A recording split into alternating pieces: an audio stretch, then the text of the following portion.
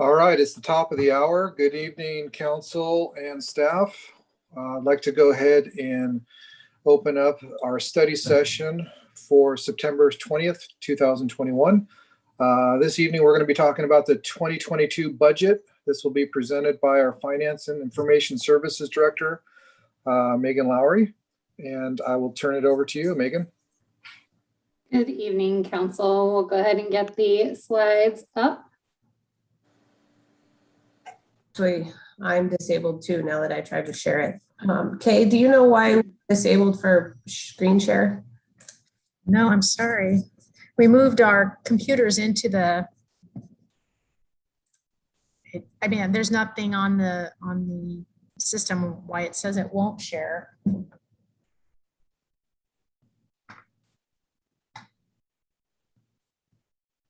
says host disabled participant screen sharing.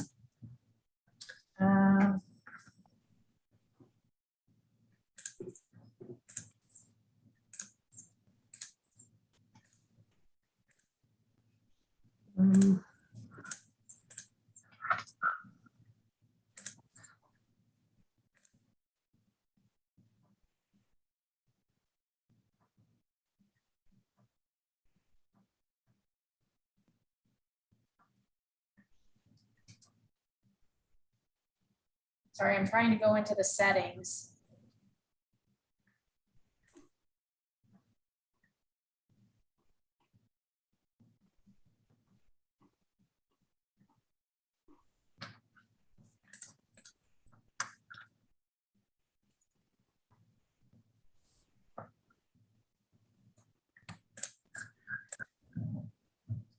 Will it allow you to share now?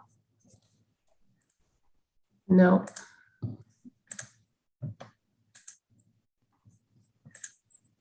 That's weird. If you're able to share, Kay, it's on the shared drive under council presentations for tonight. Okay.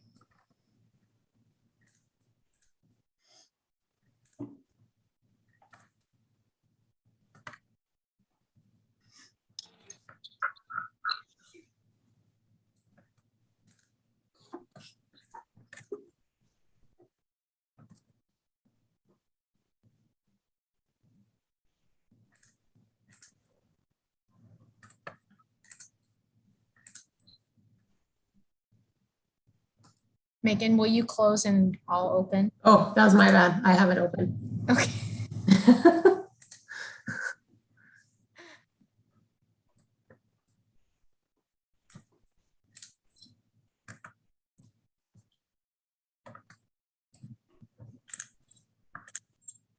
Can you see it now? Almost. Yep. Okay. I can see it on my screen, so it looks like it's up. Perfect. I don't know if you could start the PowerPoint, but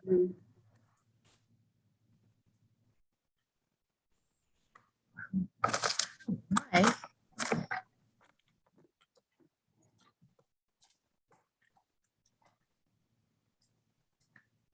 Hang on just a second. Let me try that one more time. I think because it had been in recently. See, it says it's open under Megan also. Go ahead.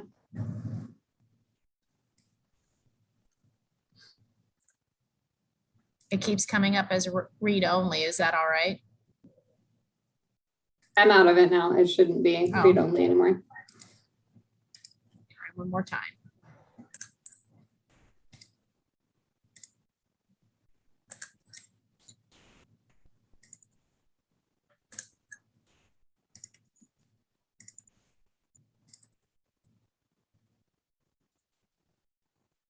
There we go.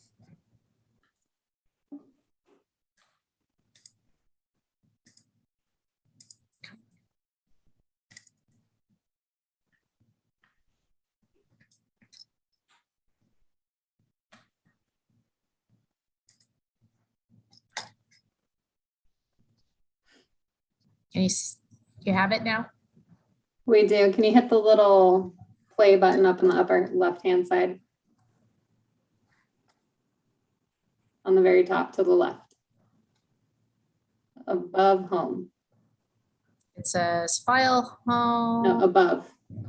insert, design, transitions, animations, slideshow. Is that what you want? From the Yep. beginning? Go ahead. Woohoo. Okay. Sorry about that. So tonight we're going to go through the fee schedule as well as finishing out our presentation from the last study session of the general fund and the parks fund, and then the remaining funds for the 2022 annual budget. Next slide, please.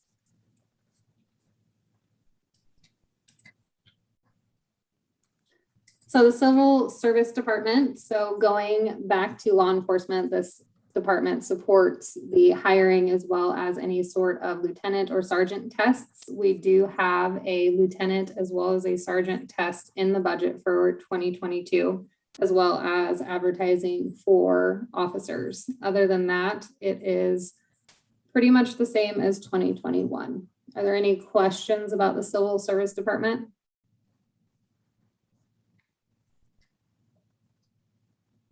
Okay, next slide, please. So the planning department, this is where the additional code enforcement officer is budgeted out of. Other than that, the only thing that has changed for 2022 is the banking fees. Those are service fees. We are now doing online payments for permits through our current system, InterGov, which there's a pass through. The customer pays the fee and then we remit the fee to the merchant. Previously, before we had our citizen portal up and running, we were using a different merchant to where we did not see any of the fees. So the customers were still paying the fees, but the city didn't collect them and remit them. And we also bumped up professional services by $30,000 in order to accommodate additional plan review that our current staff could not get to if we happen to have as many permits and subdivision plan reviews as is expected for 2022. Are there any questions or discussion items or more things you'd like to know about the planning budget? Yes, ma'am. Ms. Erdman, so if the hoped for person comes, so the supervisor then will be whom? Who will this person report to? Sam. Will the current person report to Sam? Yes, we would like to continue looking at how we want to break out parking enforcement and code enforcement. But as of now, the plan is to have them live under community development. So community development will, because that has been our problem in the past. We've had a person who's kind of just, one day it's the cops, the next day it's community development.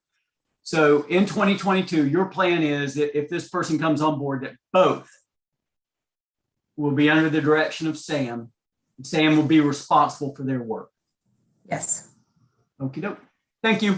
Mhm.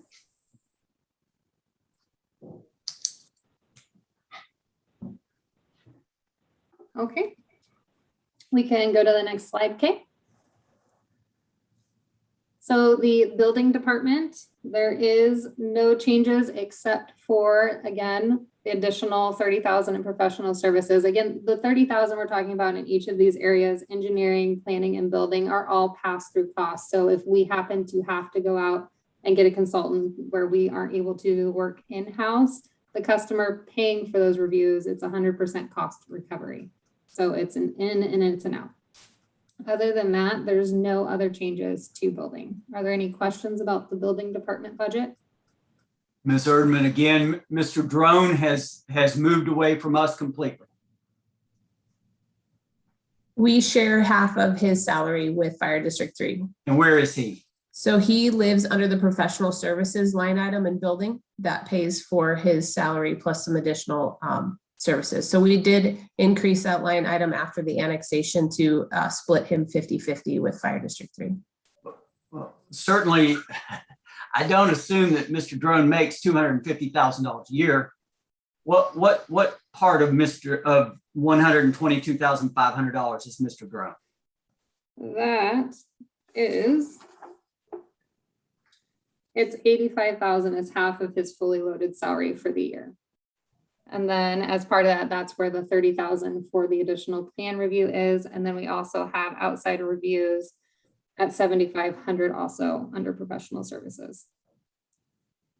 So the fire district says that Mr. Drone's worth 175,000 a year. If Correct, we're paying and that- half. Correct, and that includes his health benefits and payroll taxes as well. At this point, wouldn't it be more advantageous to either contract that service out or to find someone else, a few more dollars on our part, and there we are. He's awfully expensive, it looks like to me. And who's his supervisor in the city? That's also Sam at the city. So he lives under the community development umbrella for the city side of things. That's, if we do the math on that, that's roughly $7,500 a month that we're paying for him. What's the return on that to us? Where do we see the value of his work? So he is acting as the building official for the city right now, and he is supervising the building inspectors and plan reviewers at this point. I believe it's still cost effective to share, as we would be paying more with our own employee with the fully loaded rate. But the savings is definitely not as significant as it was before, because when we first entered into the contract with Fire District 3 prior to annexation, we were paying 50% of his salary, but we were not contributing to his health benefits. So if I look above at 170, we'll call it $177,000. How many people is that? So that would be 2 other additional bodies. 2 other additional, and then we split out 44,000 on the personnel benefits. I assume that's them as well. Yes. So when we do the math on that, those folks are coming in at 130 a year. $130,000 a year to be a building official. All in. Yeah, that's plans examiner and building inspector. 2 people. Yeah. Wow. I don't know about the other 5 of my fellow council persons, but that, when you roll that number together, that seems awfully expensive to me. Is that, I mean, I don't know what the going rate is, but 130,000 a year total package, that's $11,000 a month. Ow. Is that what it is? I'm just doing the math here real quick. Yeah, 132,000 roughly for each individual in that department. Wow. And Mr. Drone bills us out at $176,000 a year. Are the fire district benefits that much better than ours? I'd hate to think that, but they must be if they're billing us out at $176,000. I believe his salary is higher because he's considered a supervisor of the building inspector. So he's the step above. And how many hours a week is that of Mr. Drone's with us?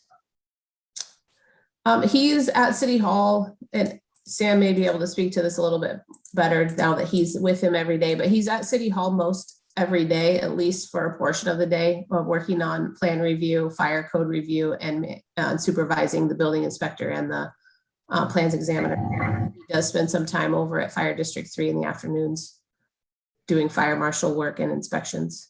Wow. Well, I guess that's where we are, but that seems awfully expensive to me in the long run. And well, I mean, at this point, I guess that's where we are. Thank you. Any other questions or discussion?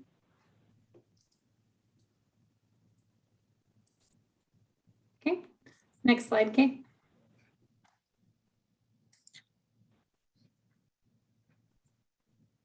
So this just sums up the transfers of things we've talked about throughout the different funds. We have going to the street fund, 1.49 million, and then 680,000 to the parks fund, which we are about to jump into the parks fund, so we can talk more about that. Then we also have funds going to the left one reserve to pay for those left one folks. We have a small portion going to capital projects for staff time related to projects as match as part of our grant requirements. For the transfer to sewer fund and water fund, those are the holding line items for the ARPA funding, which again, we will be bringing back. These are just placeholders at this point in time. Okay, we can go to the next slide. So the Parks Fund. This shows our estimated revenues for 2022. We do have a little bit more going in from the general fund just due to the fact that we didn't collect in 2020 as far as the revenue from the community center due to the shutdowns. But other than that, it's hard to know what's going to come back once we open back up. We've had quite a few rentals come back through and it's picked back up, but we're kind of in that unknown zone with shutdowns and so forth. So Megan, yes. Did we ever get clarification on whether or not we could use COVID funds to kind of supplant some of what the revenue that we lost last year to community center rentals? Absolutely. And that it's called revenue replacement, and that's a large calculation that they've come up with. However, they don't allow you to do single revenue sources. So we have to look at all of the revenues the city has received across all funds, including our utility revenues for stormwater and sewer.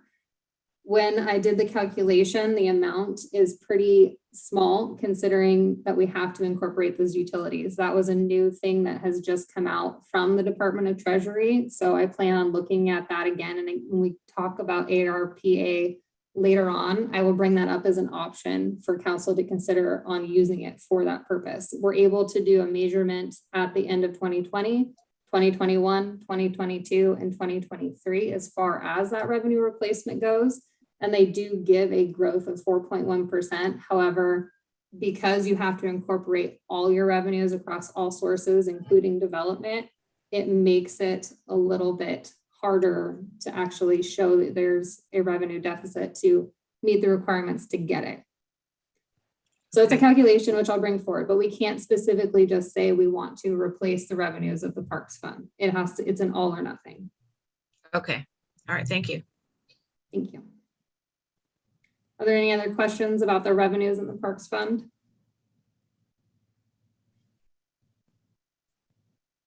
Okay, next slide, please.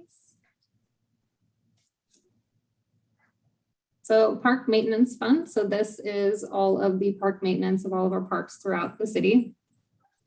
This doesn't have any real changes from 2021, except for a slight increase to part-time salaries due to the cost of minimum wage. And other than that, do we have questions about this particular department budget?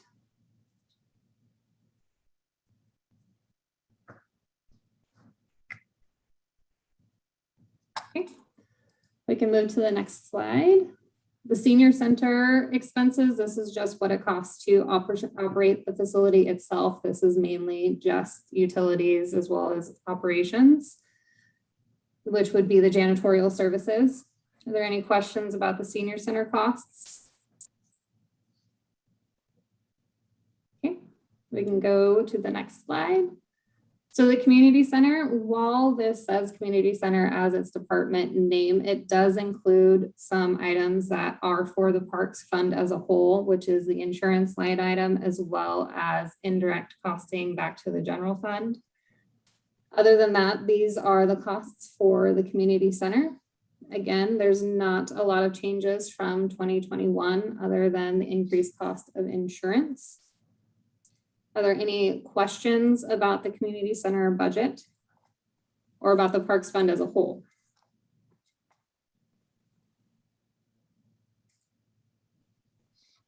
Okay. Moving on to our vehicle R&R fund. We can go ahead and skip to the next slide because it gives an overview of what we're doing in fleet. So we have continued fleet replacement plan from 2019 of replacing 5 vehicles annually, then on a 5-year review replacement. In 2021, we did sell 5 vehicles and we'll do so again in 2022. We were able to sell these directly without having to go through a third party and pay commission costs.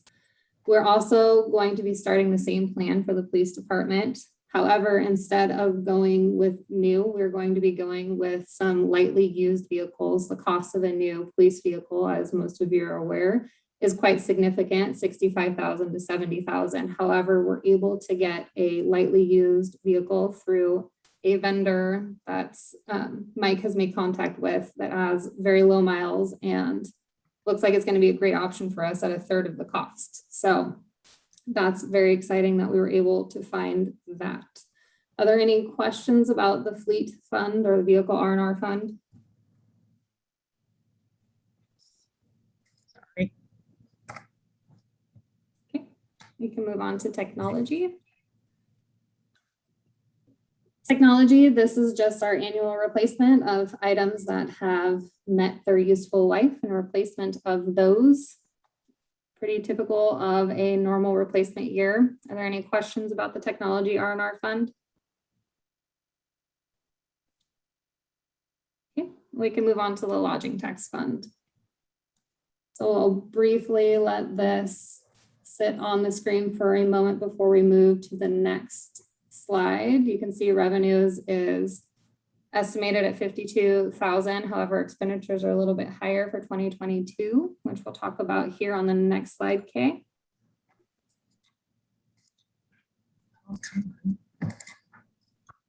So we have the Ladybug Bazaar that came in at 739,000. They unfortunately have canceled their 2021 bazaar due to the COVID restrictions. However, they're hopeful that 2022 will go through.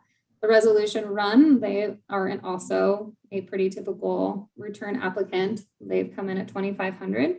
We have a new geocaching challenge event application for 1,500, as well as harvest days at 25,000. We also had a little bit larger of a request from Best Western for advertising packages, as well as their WashDOT sign renewal. They're hoping to get more exposure out there and more packages to get more folks into the city to have some more heads and beds. So that is the total lodging tax applications that LTAC has already approved at their last meeting. Was there any question about any of these line items?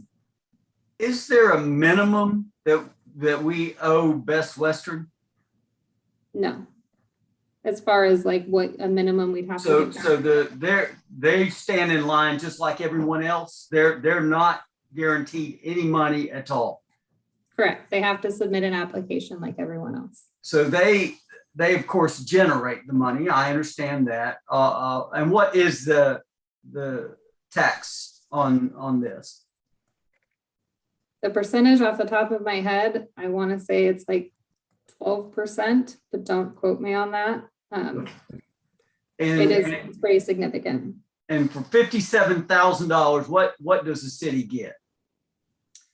It's mostly getting folks into the city to come to our restaurants, go get sales tax, buy things, getting people that will come into town and come visit again, and then generates more tourism tax revenue when they stay at the Best Western. It's ultimately.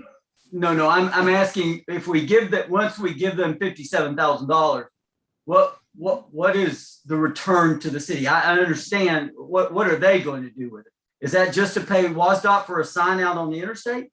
No, the sign itself is around $1,000. The rest of it is for advertising. So they do blasts on the internet mostly, as far as banner ads, paying to have things pop up, come visit Battleground, those sorts of things throughout different websites. And there's different vendors that they use to do that.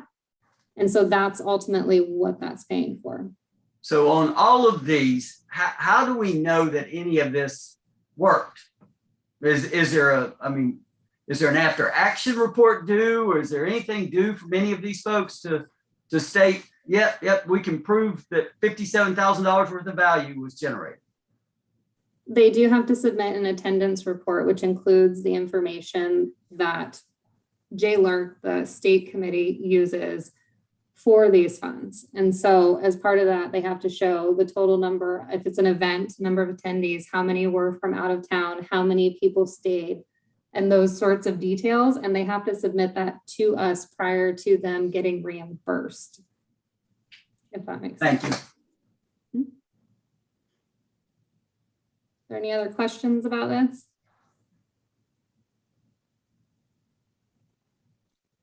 Okay, we can go to the next slide. So this slide is actually the last slide of all of our funds as far as the expenditures. Our special revenue funds, these are our small funds. We are a drug investigation fund. We have budgeted $2,500 to cover the K-9 expenses. We have our left one medical fund. We budgeted $100,000 for medical premiums of our 3 left one retirees. And then we have nothing budgeted to come out of our insurance reserve or economic stabilization fund for 2022. And then our fire impact fees remittance for the Fund 150 is dependent upon the adoption of the district's capital facilities plan, but we budgeted for 2022 as if we would remit the entire thing. Are there any questions about these funds? Is there a minimum? I'm sorry, one question here. Mhm. The city is in the impact fee business with the fire department. The county is not. So as we, how much, Megan, do you know how much we generated last year at roughly? Off the top of my head, I do not. So do those fees, are we requiring them to stay in the city, or is that just going to their general fund? Because the county doesn't, the way it looks to me, the county doesn't want to participate in this. They're trying to convince them that, you know, growth should pay for itself. But it looks to me that the county councilors are not interested in this. So if they're not interested in it, why are we? So one part of that I can answer, and I'll let Aaron speak to the county because I'm not sure the status of any of that you said.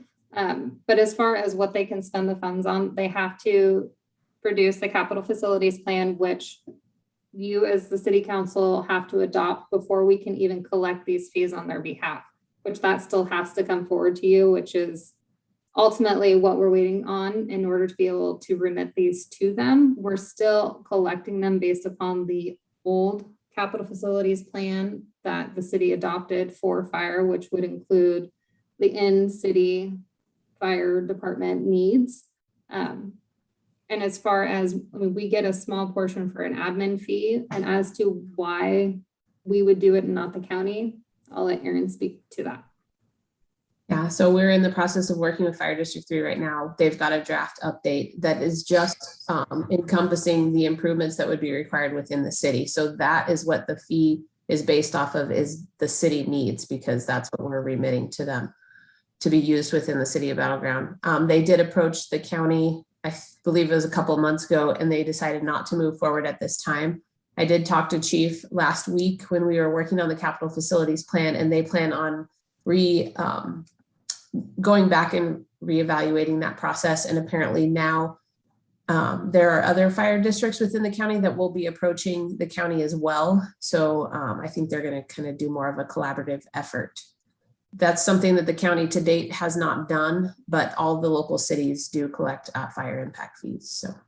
So sometime before the end of the year, obviously, they're going to show up and they're going to express to us that, and I'll pick a number, I have no idea what the number is, that the $100,000 that they've drawn from us will go to their only facility in the city? Yeah, so in their capital facilities plan, they have, the construction of a new fire station. That's what they're saving for. They also have equipment needs, whether that be, new engines, ladder, trucks, so forth. And that's projected out over their 20-year plan. So that's going to fund those needs over the next 20 years within the city. I'm still trying to figure out, if it works for the cities, what does the county know that we don't? Why would they be hesitant on doing this? Just I mean, if they're collecting from, well, obviously in the case of Fire District 3, we're the only people they're collecting from. There are no other cities. Yeah. So, okay, we'll wait and I guess and see what they offer. But at some point, I guess we might talk about if it's good enough for the county, it may be good enough for us. And that we get out of that business.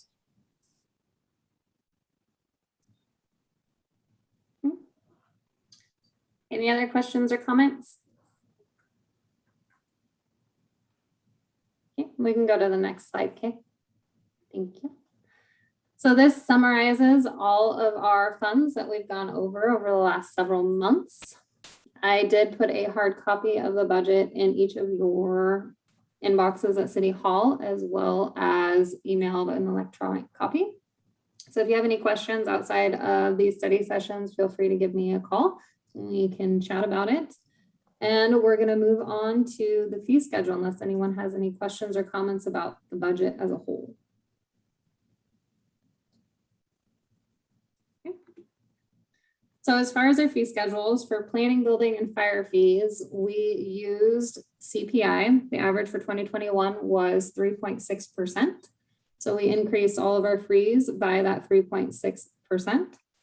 As far as our water rates, that was a 3.25% for the rate study analysis, sewer rates 4%, and then storm drainage at 0%. For the sewer SDC fees, we did increase our SDC in order to reflect the increased costs of the outfall, as well as phase 5 and our proportionate share of those projects, as well as a parallel force main, in order to make sure that development is paying for the impact of the system as they come into the city. So, are there any questions about the fee schedule? Any comments, discussion?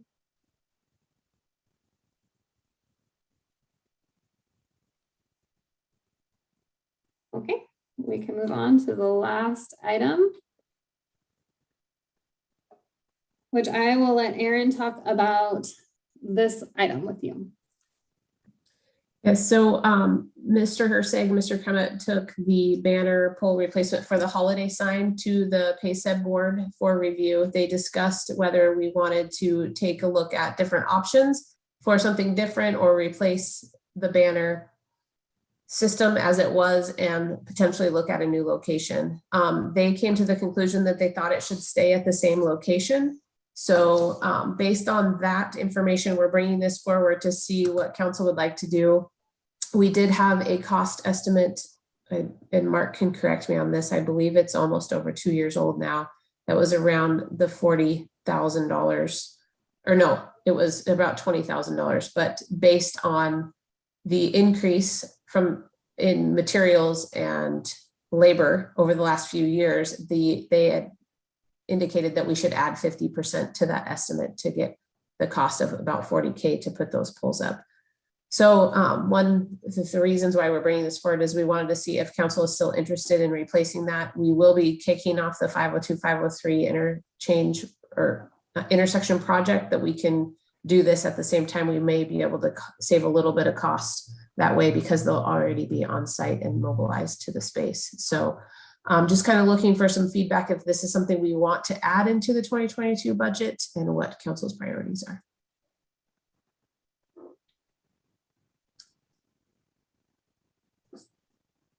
$40,000 for 2 poles. Tough 2 one. poles. And what would be the charge if I wanted to put up a Christmas banner? What would you charge me?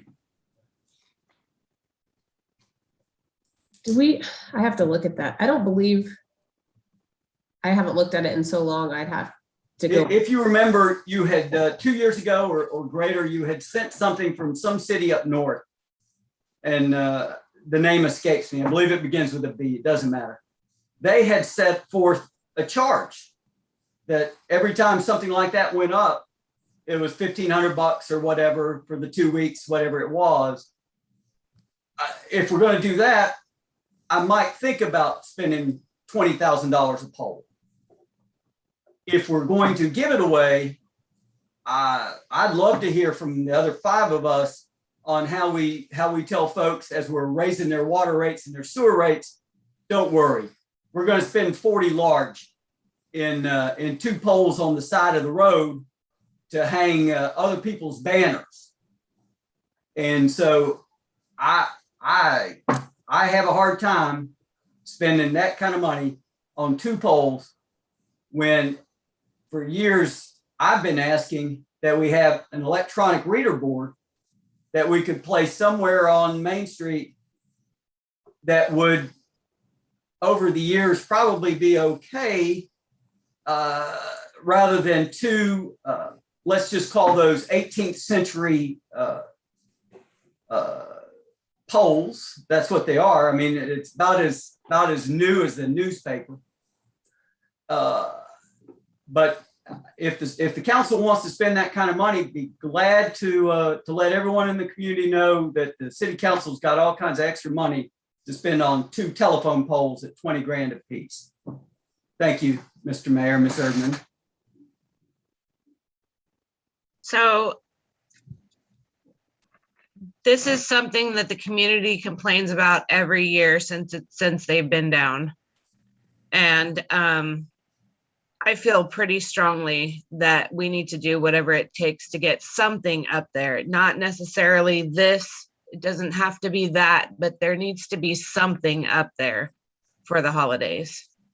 So that's where I'm at with it.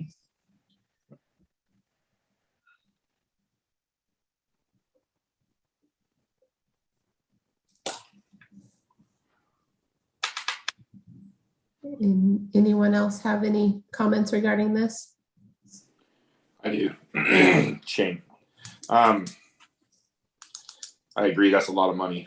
And the problem is when we put this out, of course, people are going to say, who pays $20,000 for a pole? We could do it for, $5,000 or, whatever they're going to say. They're going to say we're paying, 80% too much. And I don't disagree that we're paying 80% too much, but we're spanning a 4-lane highway, and right there, actually 5 because you got a turn lane there. But the cost is the same. The poles are the poles. It doesn't matter if it's there or if it's a 2-lane road in downtown. The cost is the same in what we have to put into it, and we haven't had signs up there for probably 5 years. There's only 3 things that use it: the Season's Greeting, the Ladybug Bazaar, and I think Little League used it at one time. I don't know if they're maybe I'm missing 1 or 2 that use it, but that's as we sit here and we talk police cars, and we're buying used police cars so that we can save money, but $40K to go put in 2 poles so we can put in Season's Greetings or whatever. We've got the signs up and down Main Street. I think that's good. Or the banners that are up and down Main Street. I think that's good. But $40,000. The other option we have is if people want it that bad, then they can donate to the parks department or to the city, and we can fund that. But that's a lot of money to just throw out there for 2 poles. Thank you. I have a comment. This is Cherish. I thought we had to wait until the road was widened before we did this, since we'd have to move the poles anyways. Has that changed? No, it just made more sense to wait until that project came about so that all the construction was done at once. So we made sure we didn't have to move them again. We have the design for it, so we could move forward, but it makes the most sense to do all the construction at the same time. Thank you. Mm-hmm. So what is the, you said if we align this with the construction project, the road construction project, what is the likelihood of, what is the estimated cost reduction of doing something like that? Mark, do you have a better idea? I'll let you speak to that. Yeah, I mean, that's hard to say. The price you're seeing is the worst case, standalone project on its own. So you know, maybe 10, 15%, something in that range. Because what you would get rid of is some of the mobilization and those sorts of things. You obviously would still have the same material cost and all of that, but it's the getting people in there, any sort of traffic control issues. So I would expect like 10, 15%. So we could possibly shave off, you're saying about $6,000. Yeah, I think in best case. Okay.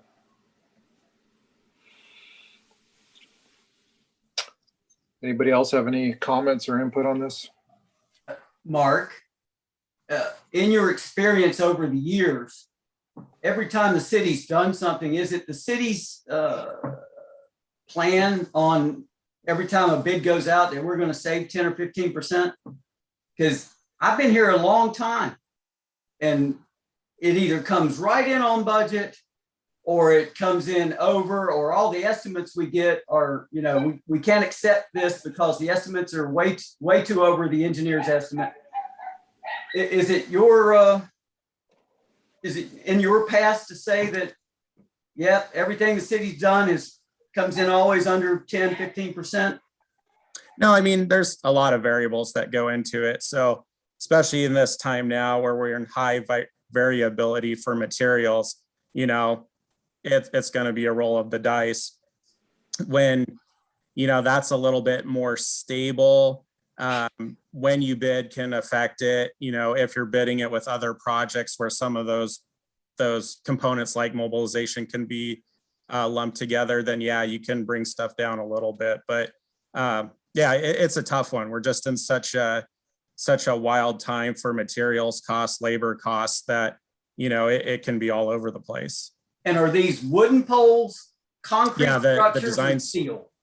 Wooden poles. So they're exactly like the power poles that CPU uses. So they're dug for power poles. Yep. Thank you.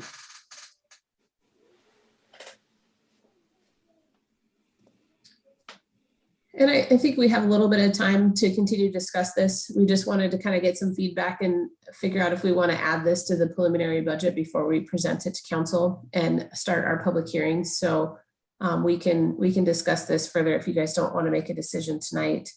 Some of the other feedback that we have gotten to is, you know, the public has asked for increased decorations, whether that be lights or something. So another option to maybe consider would be creating kind of a holiday fund that we could start purchasing some of those items a little at a time each year and increasing what we do for the holidays. But just a few things for you guys to think about.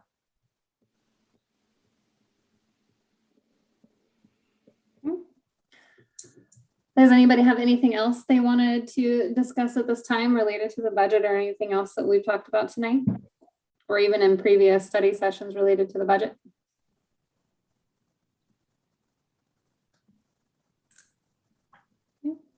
Well, that's all I have. Thank you, everyone. Thank you very much, Megan, for your presentation. We appreciate you doing that. Council, it is 6:43, so we will go ahead and adjourn for 17 minutes, and I'll see everybody back here for our regular meeting at 7 o'clock.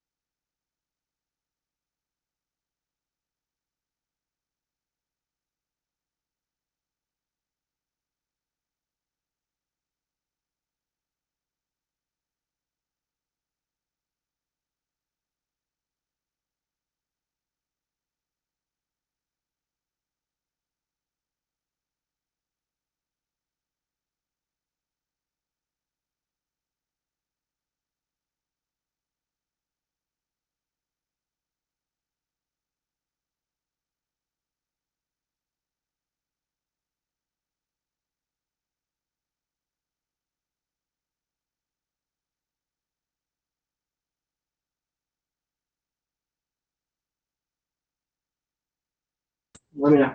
Bye. Love ya. Love you. Yeah.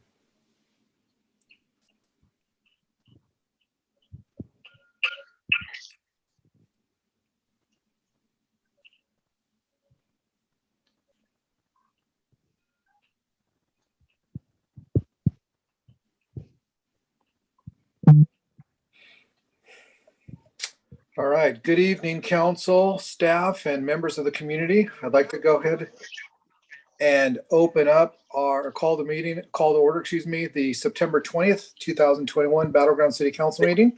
If everybody will please join me in the Pledge of Allegiance. Ready, begin. I pledge allegiance to the flag of the United States of America and to the republic for which it stands, one nation, under God, indivisible, with liberty and justice for all.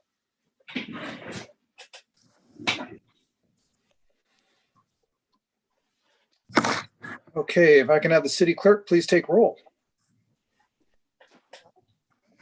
Mayor Cortez, Present. Deputy Mayor Johnson, Yes, ma'am. Councilmember Munson, Here. Councilmember Bowman, Yes. Councilmember Walters, Here, and Councilmember DeRochers. Here. Thank you. All right, on to council member reports. Council. Councilmember Munson. Thank you, Mayor Cortez. We had our LTAC meeting last week and we had 8 applicants and apply for funding for next year's budget. And we had booked them all into one vote and it passed unanimously. Some of the standard fare, harvest days, Mr. Rivers and his geocaching events, some more signage for Best Western. So that's what we had, Mayor. Thank you.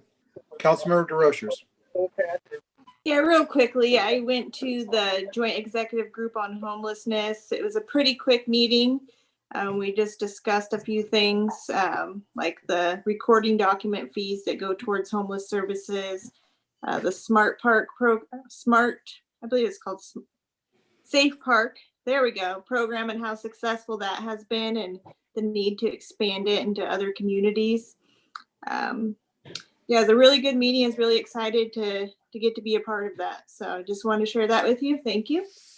Thank you. Anybody else?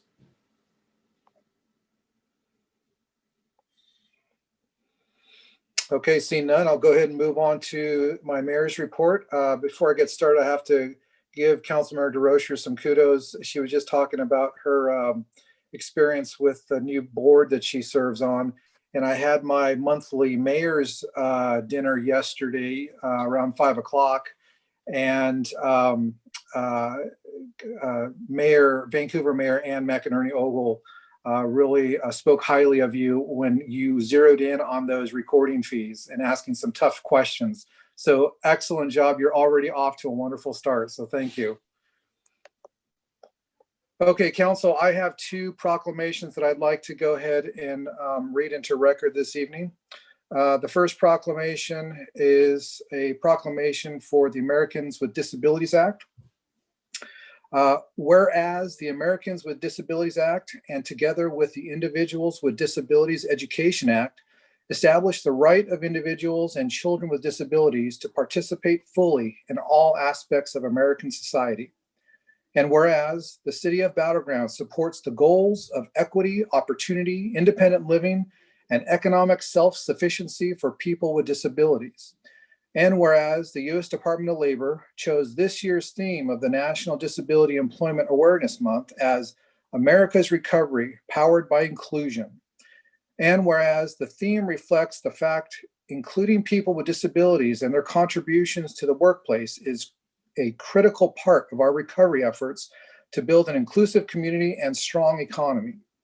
Now, therefore, I, Mayor Adrian Cortez, do hereby reaffirm the principles of the Americans with Disabilities Act and Individuals with Disabilities Education Act by proclaiming October 2021 as Disability Employment Awareness Month in the city of Battleground, Washington. And I urge all citizens to re-educate our community to fulfilling the letter and spirit of the laws and ask policymakers and business leaders to redouble their efforts to benefit from increasing opportunities for meaningful employment of people with disabilities and promote employment in all sectors of our economy and expand employment opportunities for youth and disabilities and to renew our commitment to inclusive workplaces. And I believe Walt is here from the Clark County Disabilities Advisory Board. Walt, are you here? Is anybody here from the Clark County Disabilities Advisory Board? Okay, I'm not seeing anybody, but that's okay. We will go ahead and forward a copy of this to the Clark County Disabilities Advisory Board so they can have this a copy of this proclamation. Okay, moving forward, my next proclamation is a Good Neighbor Day proclamation. And I think it's particularly relevant, especially during these times that we live in. Whereas the noblest human concern is a concern for others, and that concern leads to the understanding, love, and respect that builds cohesive families and communities. And whereas this sense of community is nurtured and expressed in our neighborhoods, where we give each other an opportunity to share and feel part of a larger family. And whereas the city of Battleground recognizes the importance of fostering compassion and respect for our neighbors. And whereas National Good Neighbor Day was established in the United States in the month of September via a proclamation by Jimmy Carter in 1978. Now, therefore, I, Mayor Adrian Cortez, do hereby proclaim September 28th, 2021 as Good Neighbor Day in the city of Battleground. I call upon the residents of this city to observe this day by demonstrating what being a good neighbor is all about through acts of kindness and making people feel welcome. And council, that concludes my mayor's report. I will go ahead and turn it over to our city manager for a presentation. Mayor Cortez.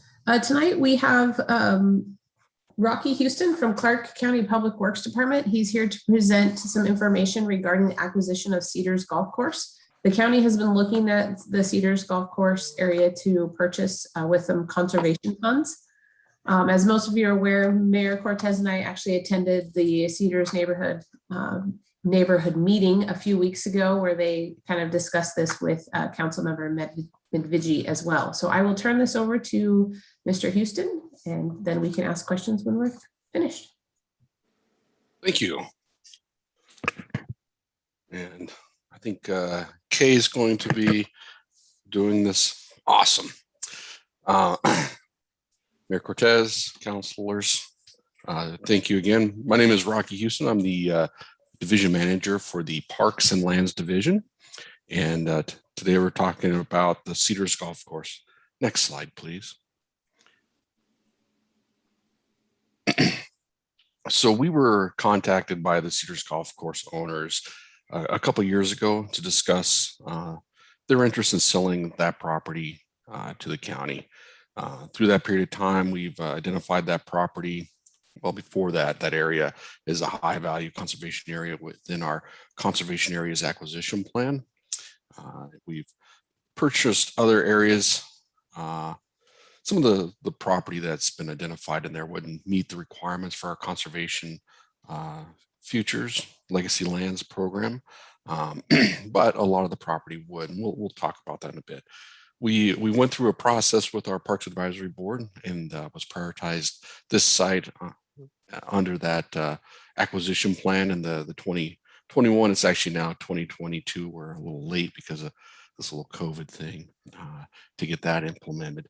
And back when we first were discussing with the owners, they were looking for about 3.5 million, but are willing to entertain a partial acquisition. Next slide, please. So we, I do apologize. I'm newer to the county, so I don't have the history of this site and this process as some of my other colleagues do.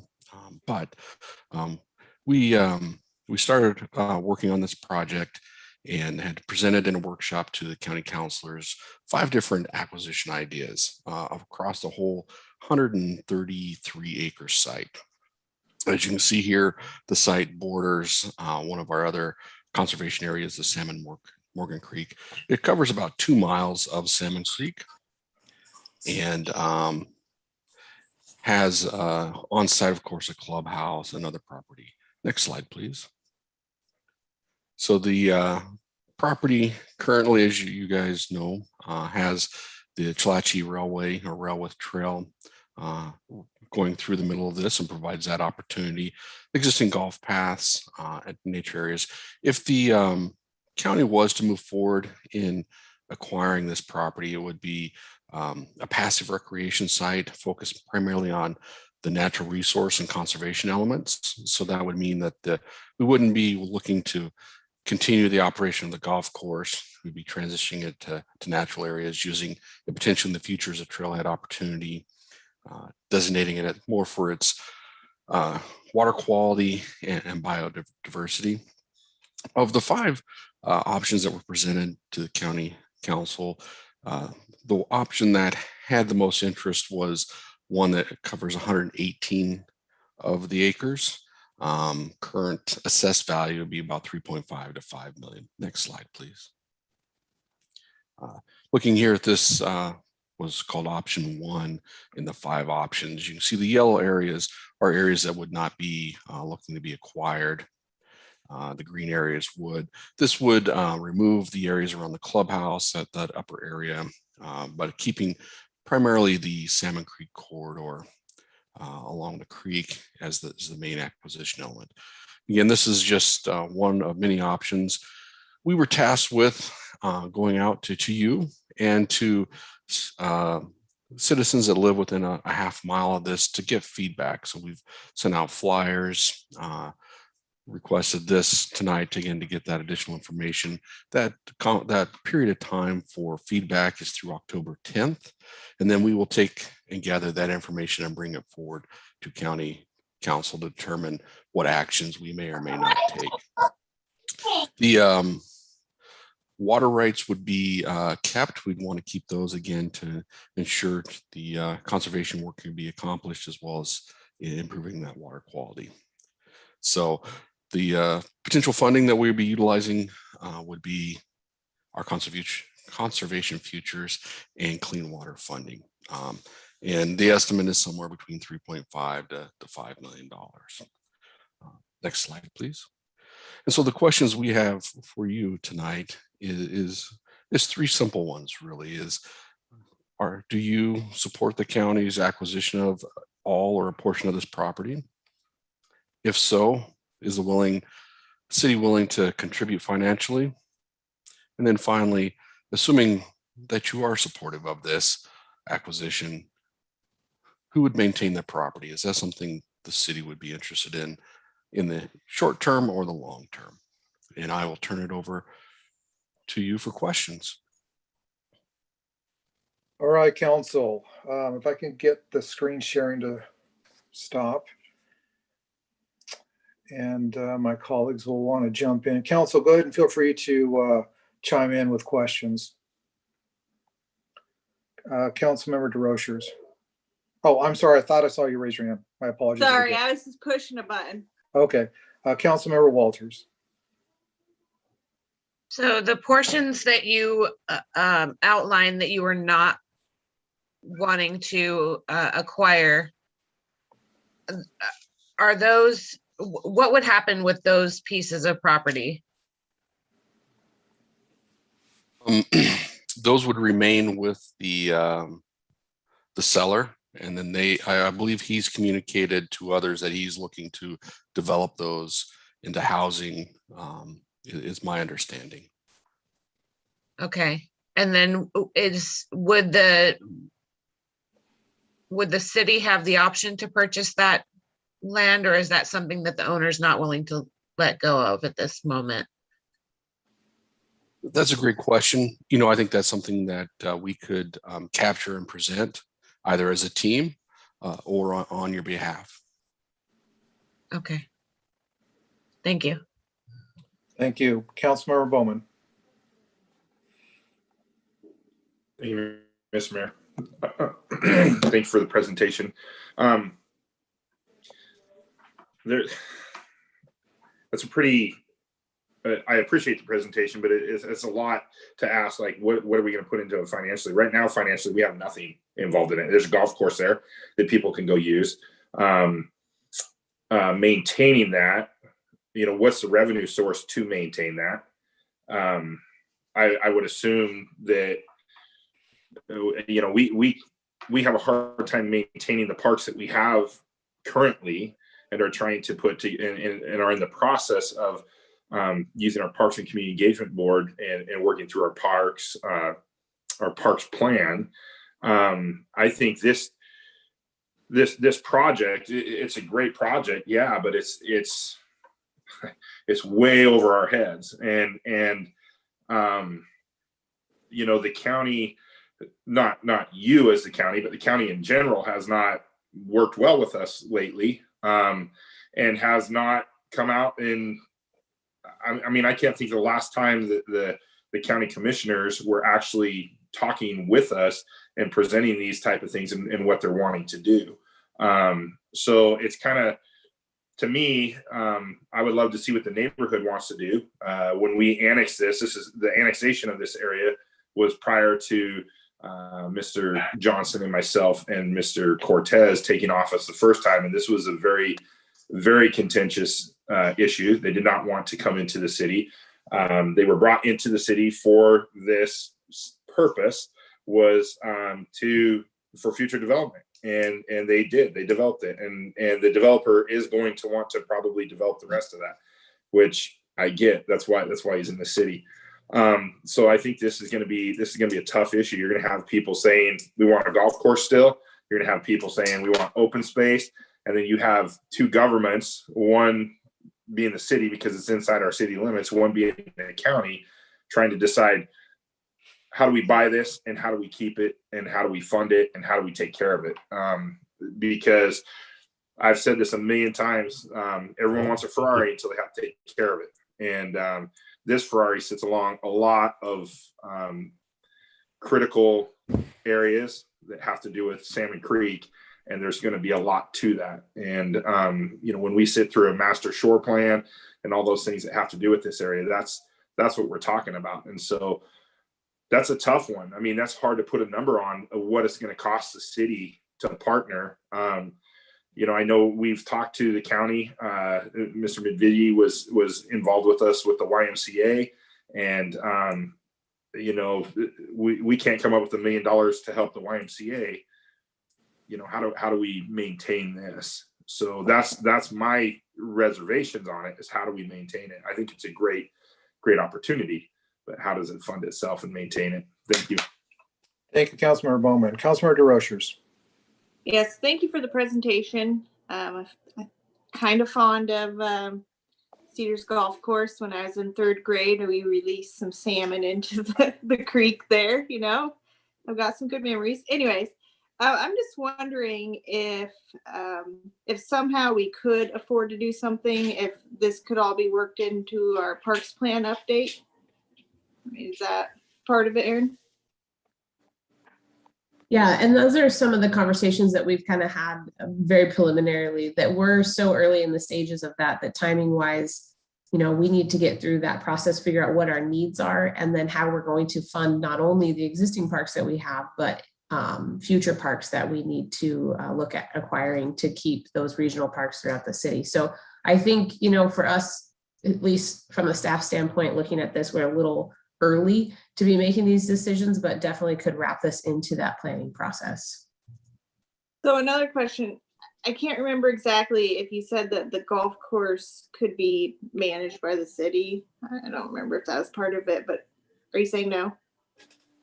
If we use these funds, then we have to have it more of a passive recreation and conservation area. So there's sort of the restrictions for the funding source. The Legacy Lands Fund, it's a levy tax, if I've got the right term correct, is there to acquire these properties, these special places. A small percentage is dedicated to maintaining the property, but we work with a lot of communities across the county in acquiring the property, and then sometimes giving management or signing the property over with those deed restrictions for the local jurisdiction to manage. I'm sorry, could it remain a golf course? Am I missing something? Or is it just going to be? If we use these funds, it couldn't be a golf course because that's an active recreation. It's not compatible with the funding requirements, is my understanding. Well, that would be cool if we could, because then, Parks and Recs could have a golfing program. Okay. Thank you. I appreciate all the information. Thank you, Councilmember DeRochers. Deputy Mayor Johnson. Mr. Houston, when you look at this property, do you see it being Louisville Park? Similar to Louisville Park? No, the plan would be much more like Sam and Morgan Creek property. So it would be a very natural setting, a small trailhead, maybe in the future, some pathways that are already there, a connection for that regional trail. But the primary focus would be like most of the Salmon Creek natural area or that adjacent property that it's next to. So the county hopes to see this property then go back to a natural state. So when we look at your drawing and you're not taking in the clubhouse, 159th comes through there, a very skinny road. The neighbors are already ticked off about all the housing that went in below there. The county is responsible for the road, I believe. And it ends in the piece of property that you're not going to buy. So how would we get there if someone wanted to go to the trailhead? That's a good question. And I don't have enough on the ground design elements to it. We're just in the should we acquire it? We would be going through, if we continue to manage it in the future, we would be going through a master plan that would answer some of those questions. I know there are access opportunities, is my understanding, in some other areas in regards to what we are acquiring. But again, it could be 20 years before we go through that master planning process to determine what that development would look like. Gotcha. Thank you. So, Mr. Mayor, and I have no issues with walking forward with them and trying to sort this out. At some point, it will come to a dollar figure. And at that point, it will be up to whatever council that is, if it's 20 years from now or if it's 2 years from now, to try to figure out if we can sort that. But I don't see any downside to continuing to work with Mr. Houston to move this forward with the understanding that, as time comes, we may say, yeah, no, sorry, but I don't see any reason why we can't start now. Okay. Thank you. Thank you, Deputy Mayor Johnson. Anybody else? Okay, seeing none, I'd like to go ahead and just chime in really quick. So as our city manager said a bit earlier, a handful of weeks ago, both myself and the city manager were invited to a presentation that the Cedars neighborhood was putting on at the Battleground Community Center. And the main presenter was actually Councilmember Gary Medvigi. And he basically went over the presentation that Mr. Houston is presenting to us this evening. I will say a couple observations that I can provide to council that will give you some good context on some other things to think about. First and foremost, I was impressed by the amount of people that were there. There was probably, and correct me if I'm wrong, Aaron, but there was probably at least 100 people, if not more there. It was significantly well attended. These are very, very vocal, very, very active individuals, rightfully so, because this decision is going to impact their neighborhood, right? What was repeated time and time again on how, hey, we bought into this with the fact that there was a golf course there. And now with the potential threat that it may go away, that's big for us. That's what they were saying to us. And so I definitely, I sympathize with them in terms of where they were coming from on that. I know they gave several presentations to both Gary and myself and Aaron in terms of possibilities. They talked about on how, they gave an example on how, for example, Camas Meadows is going to be reverting back to a private golf course from a public golf course. And then I believe, is it Heartwood that's closing down? Am I correct, Aaron? Yeah. So Heartwood is closing down. Camas is reverting to a private course instead of a public course. And so really the only public golf course available is Tri-Mountain, if I'm not mistaken, and that's already owned by the county. And so they were saying on how, you know, our area really needs two public golf courses. And then a representative from the Battleground School District actually got up and said, hey, you know, both Prairie High School and Battleground High School, we utilize this golf course. And if we don't have that, it will shut down our athletic program when it comes to golf. And again, I'm just repeating what they stated in front of the audience. And so obviously there was a lot of different comments and presentations that were made that had a strong voice in it. One other option that was presented was on the owners somehow kind of coming together and behind the course and then running it. And throughout that whole presentation, when they got to that, I'm not sure if that was really a serious option, but nonetheless, it was an option that was spoken for. And what I told her, I remember leaning over to Aaron and saying, I wonder if they've ever thought about doing an LID. And basically, council, you're aware of what an LID is where they basically say, hey, we agree to tax ourselves to pay for a particular project or improvement within the area. And I'm just curious if the Cedars folks have thought about doing a LID where they basically come up with the funding. It allows them to have control of their own destiny, if you will, to an extent. And they come up with the funds on their own to acquire that golf course. Because I'm with many of the commenters here, I don't see our city at this particular juncture plunking down the cash to acquire this golf course and then run it as a municipal golf course.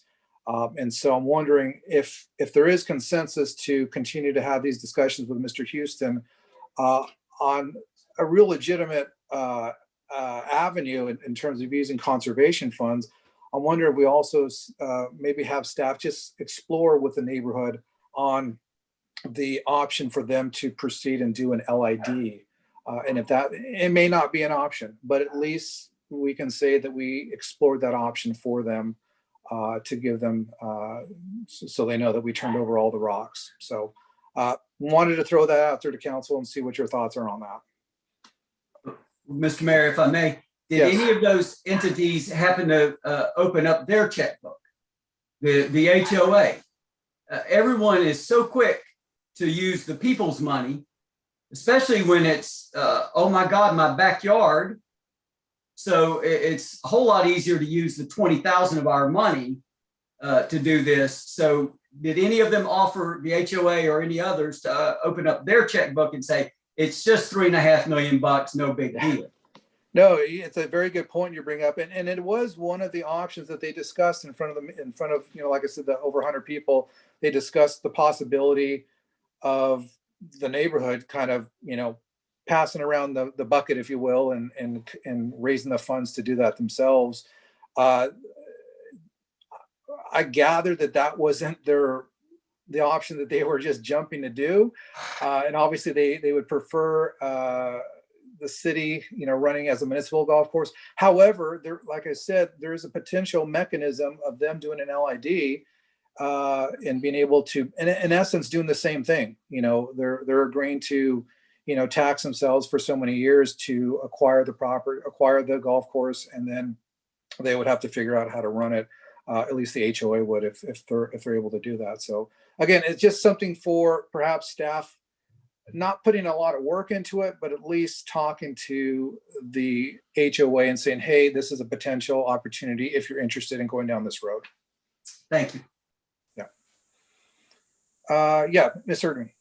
Yeah, and just to elaborate on that, I've been talking with Leo Van Dulsen. He's been leading the neighborhood association. We've met a few times since that meeting, and they did discuss the neighborhood potentially rallying together to purchase portion or some of the golf course. But I think, and they do have some that are willing to participate in that, but it got very overwhelming for them to try to figure out, who is going to donate what, and how that equates to ownership and who gets what portion. So I think there's definitely some potential for a partnership there, but it was overwhelming for them to try to pull that off on their own. So just wanted to add that in. Thank you. Council, anybody else on at least having our team just kind of parallel explore that option, or at least provide the information to the HOA members? Mr. Mayor, I got a question. Yes, Councilmember Bowman. Mr. Houston, is there a way for you guys to get from the county-owned Tri-Mountain Golf Course what that costs the county per year to run, and what the numbers are? I know that was part of the issue with Cedars. You know, they put it. The current owners put a lot of money into it. Tried to clear it out a little bit. It used to always be really wet when you were playing there. They lost a lot of their like their men's clubs and stuff like that to down into Vancouver to private clubs, because when they were doing construction out there on holes number 1 and 2. And so, you know, that's a challenge when we're looking at keeping it as a golf course.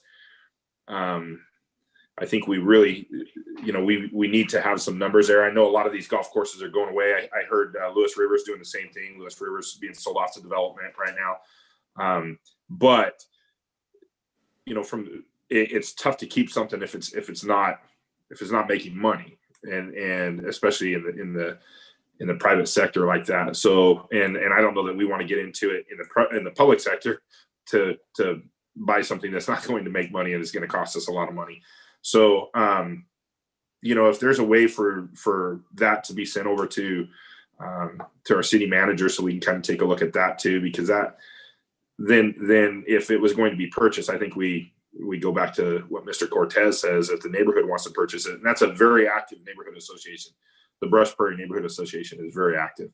And so, you know, if they want to do it and run it, great, or purchase it and have it as a, you know, walking trails in Greenbelt or whatever, that gives us some options that we can show them what the county does at Tri-Mountain.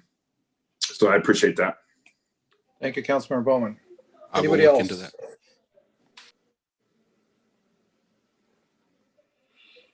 Yes. Sorry. One last question. Mr. Houston, I don't know if you're aware, if you know this off the top of your head, but is the water rights a part of that purchase that you're looking at, or is that separate? We were looking to get the water rights, yes. Okay. Thank you. Okay, any other last comments on this? And I just want to make sure, just to double check, we're okay with Erin and her staff continuing to have dialogue with Mr. Houston on the conservation pathway, as well as talking to the neighborhood about a potential LID. We're good on that. Okay, I'm seeing yes, yep. Okay, thank you. Thank you, Mr. Houston, for your presentation. All right, moving forward to citizens' communications. So we will have comments read into the record by the city clerk, and I will ask the city clerk during this time if we received any public records to be read into the public record. Oh, I'm hearing an echo.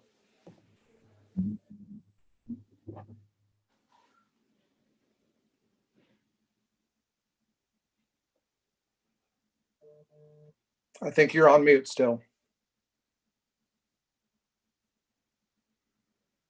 Now, can you hear me? There we go. Create or alleviate the echo. There are citizens communications, however, they're all for the medical freedom ordinance presentation. We do have Mr. Gordon available now for the proclamation, and Patricia Butler. Yes, that'd be great. Let's go and pause on this, and if I can have Walt, if you can jump in. Earlier I read the proclamation for the Disabilities Awareness Month. I'd like you to say a few words on behalf of the Clark County Disabilities Advisory Board. Well, on behalf of the committee, I want to make sure that everybody is invited to the event. I think that you'll find it to be very inspiring. It will be on October 6th from 4:30 to 6 p.m. Dress is casual because it will be online. And so if you're like me, I have my pajama pants on underneath this white shirt. So you can take that kind of casual, semi-casual type of look at it. But most importantly, I want to thank the Battleground City Council, the mayor, for your proclamation, for the fact that you supported people with disabilities for the last 21 years. And that as a board of advocates for people with disabilities, we appreciate the community support and in particular, the city of Battleground support. Patricia, did you have anything that you wanted to add to that? Yeah, just that if anybody who is watching or listening would like instructions on how to join our virtual event, and I would really encourage you all to join us if you can. It's a kind of energizing event, and I think a time when we could all use something to celebrate. So you can email dd.program@clark.wa.gov or call me at 564-397-7826 for instructions on how to join. Thank you, Pat. Thank you, Walt. Good seeing you again. And thank you very much for all the work that you do on behalf of our disabled community. So, Mr. Mayor, can we? Yes, Deputy Mayor Johnson, please. Can we ask the city to get the information from Mr. Gordon and run it on our website so that we can broadcast it as wide as we can for them? That would be fantastic. Aaron? Perfect. Yeah. Thank you. Thank you. All right, so moving forward to our public comment. Kay, I will turn it over to you to go ahead and read the items into record that have come in. Certainly. Do you want them read during the citizens' communications or once we get to the actual ordinance? Well, since we're not taking public comment on the ordinance this evening, why don't we just read them into record during citizens' communications? So.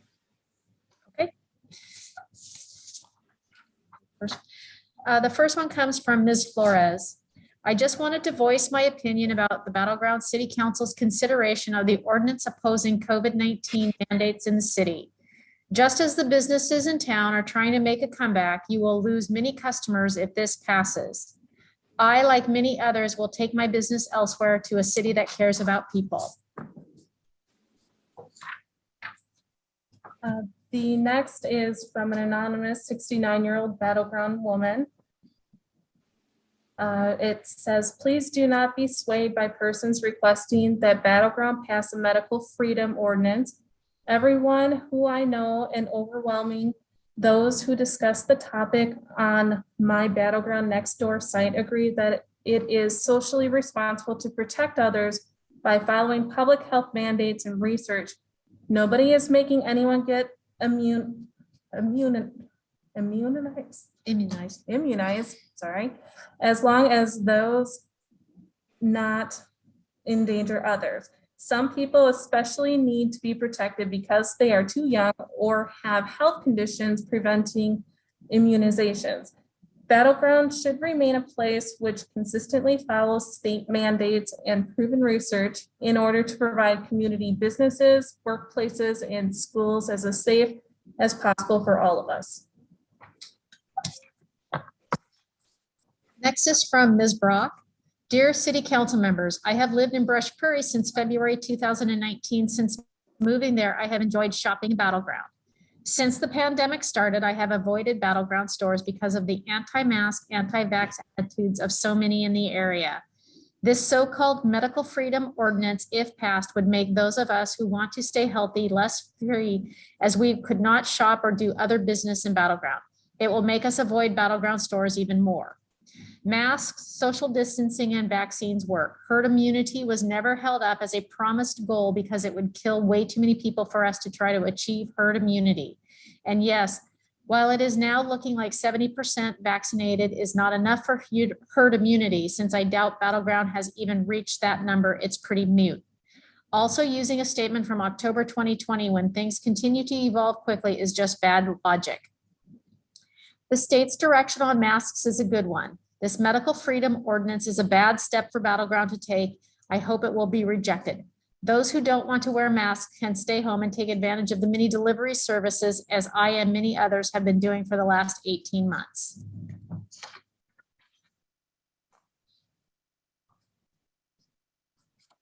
The next is from Mr. Dale. Attention Battleground City Council members, I'd like to go on record as a resident and business owner of Battleground, stating that I support the ideal of a medical freedom ordinance as proposed by City Councilman Brian Munson. There is zero evidence at this point to suggest that fully vaccinated individuals need to be protected from the unvaccinated, either by vaccine mandates or masking. Fully vaccinated individuals have a 1 in 31,030 chance of being hospitalized due to COVID-19 and a 1 in 137,698 chance of dying from COVID-19. For comparison, we all have a 1 in 138,849 chance of being struck by lightning. The data simply doesn't show a meaningful threat to people who are vaccinated. Additionally, the zero attention being given to natural immunity, lack of focus on the therapeutics and other life-saving medicines, and lack of reporting of vaccine injuries should make all of us skeptical as to why these vaccine mandates make any sense. The vast majority of the people in this town have had it with the politicization of our health and the unjustified attacks on personal liberty. It needs to stop. There has always been a difference between life in Battleground and life in Vancouver, much less life in Seattle. We have always been a community with its own identity, and this is our opportunity to make decisions while using real data to support what our local people need and want. I think we all know that vaccine mandates will someday have their day in court, and we'll look back and wonder how we allowed fear to throw us off course for our Constitution. Personally, I'd prefer we never get to own these regrets. Please take a stand for the quite majority with consideration of this ordinance. The next is from another anonymous citizen. I was appalled when I read the article Battleground to Consider Medical Freedom Ordinance in the Reflector. Don't you care about the citizens of the city? We need to take COVID seriously and continue to take precautions, wear a mask, get a vaccine in order to provide a safe environment for Battleground citizens. This pandemic has brought out the worst in people. So many just think of themselves and no one else. We need to do everything we can, wear a mask, get a vaccine for the good of the whole population. If that means we need to wear a mask, so be it. A mask takes very little effort to help yourself and others. Get a vaccine. Vaccines are proven to eradicate diseases. Listen to the scientist and the expert. Don't listen to a bunch of radicals who are obviously uneducated about the issue. Please, please vote against this proposed ordinance. From Mr. Long, I'm writing to express my strong desire for you to forward the medical freedom ordinance to the board for consideration. It is the moral obligation of our local magistrates to interpose on behalf of their citizens, again, encroaching evil from any source. And from Mr. Hill, I am writing in opposition to any medical freedom ordinance being adopted by the council. Any such proposal is likely to violate state law and open the city and each councillor to lawsuits and liability. More importantly, it could damage already fragile small businesses and workers should the council give them this signal that they can flout mandates and expose their workers and customers to harm. In this time of hardship for our community, Brian Munson is wasting the council's time with political grandstanding, and he's risking the lives of our citizens with proposal. What Munson is asking for is not freedom. It is hocus pocus with no payoff for our citizens, our community, or our safety. The only thing that will provide us with freedom from this disease is cooperation and care for each other. By working together, personally choosing to get vaccinated, encouraging the holdouts to get vaccinated, and masking up inside, we can keep each other safe until this angel of death passes over all of our houses.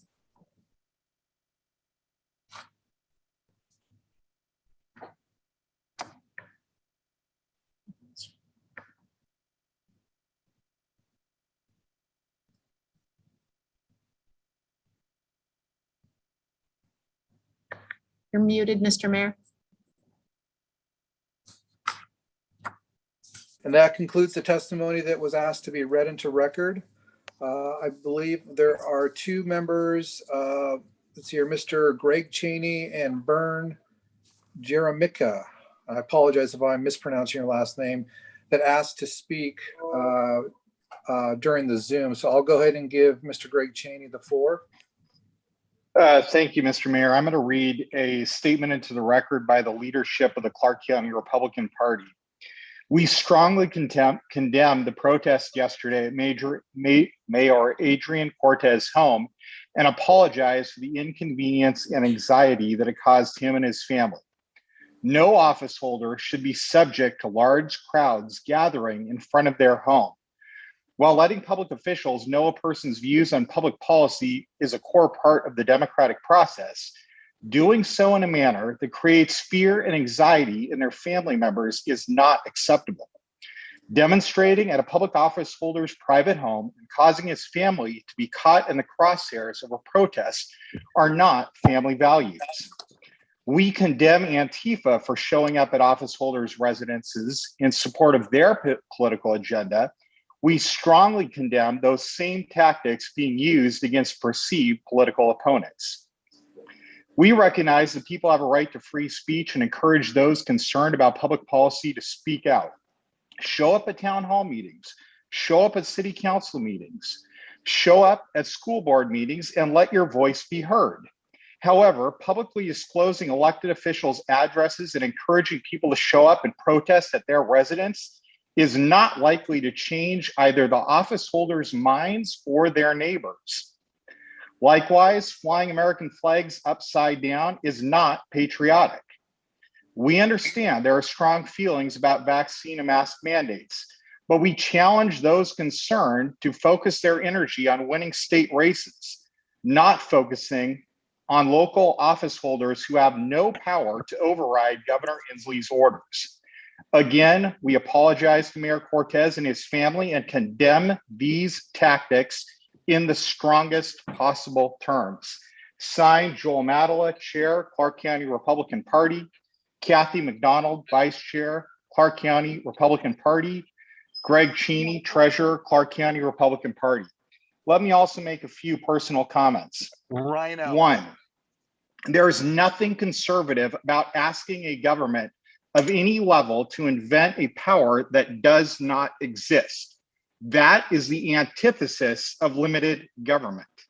Two, there is nothing conservative about wasting taxpayers' money trying to defend an ordinance based on a power that does not exist. That is the antithesis of fiscal prudence.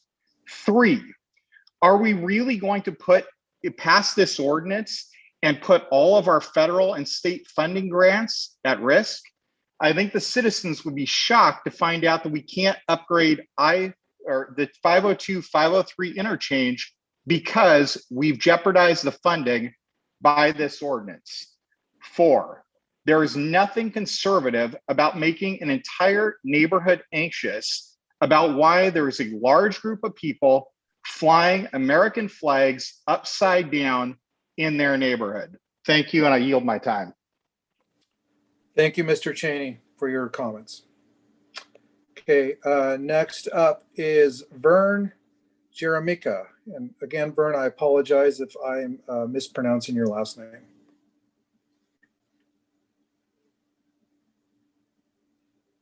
Is Vern here? Going once, going twice. Hello. Oh, Vern, is that you, Vern? Hi, Adrian. How are you? Good, good. You have the floor, Vern. Good. Hey, so I was there yesterday, and I just want to talk about the issue, not about what happened yesterday, because I did observe it. I didn't see any American flags flying upside down. That was news to me. But I did walk over and watch what was happening. So first, I'm not so concerned about that as I'm concerned about the issues at hand about this ordinance. So I take responsibility for my health, not the government. As Ronald Reagan said, some of the worst words a citizen will ever hear is that I am from the government and I'm here to help you. Can you not see this situation as being reinforced through our nation, this community? in the last 20 months. The new normal is not normal. The more government mandates, the worse it gets. The more tyranny arises, the less freedom is available to the American citizen.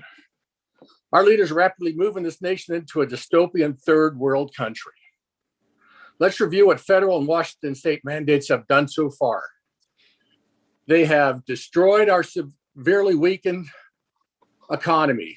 At least 1 out of 3 small businesses in the state of Washington and our country are failing or are on the brink of failure. 20 months after a promise that we would only need to wear the mask for 6 weeks to flatten the curve, as the curve flattened, the government continued measures at the citizens, and they're even forced to such a greater degree that the shutdown of businesses even got worse, including churches being non-essential. Yet the government mandated liquor stores and pot businesses as essential. So we can go through all this stuff, but bottom line is we've done all these things. We were told that we would have the curve flattened. It didn't curve, it didn't flatten. And then on top of that, we had more measures put against us. So the public and the community is hurting. Now, let's talk a little bit about the mask and all the things that are going on there. And let's talk about the shot. A shot that may be promoting the spread and worsening of the virus through pathogenic priming and antibody-dependent enhancement. Dr. Ryan Cole in Idaho has seen a 20-time increase in certain types of cancers in vaccinated patients. Israel, even last week, reported 85% of the population has been vaccinated, yet we have a Pfizer shot with 85% of the vaccinated people in the hospital having taken the shot, and they want them to do more. They want them to take more vaccines. They want everybody to take more vaccines. Has everybody been informed about potential lifelong illnesses, or that this is an experimental shot? Did we ever receive explicit and detailed information on this experimental protocol? Late spring, a friend of mine visited 3 different pharmacies in Clark County, and he checked into it, finding out what the data was on the shot. The information that was provided to the public was blank. So there's no information on detailed testing. There's no information on what the shot is doing to people or efficacy or anything. People continue to take it. Many citizens know that the COVID shot is wrong for religious reasons as well as for scientific reasons. We have the right to life, liberty, and the pursuit of happiness without discrimination. This automatically excludes any, and I mean any, of the foolish tyrannical mandates that have come down against us. You only need to follow the money to see where it's all going. In addition to the constitutional protection, there is a Great Barrington Declaration where scientists, doctors, health practitioners, and concerned citizens are fighting and suing to be able to conduct real medicine. I am a supporter of that. I have one last thing to say that is of most importance. Shortly after World War II, as a result of the mass slaughter, mass murder, mass medical experimentation upon mostly the Jewish people in Europe by the National Socialist Party of Germany, the Nazi Party, in 1947, the Nuremberg Trials took place to bring to justice those who committed these atrocities. For those found guilty in the trials, when asked, they said, "I am only executing orders from above. My superiors, my government told me to do so." Should we do what the government is mandating us to do? Justice prevailed during the Nuremberg trial, and many Nazis were hung as a result.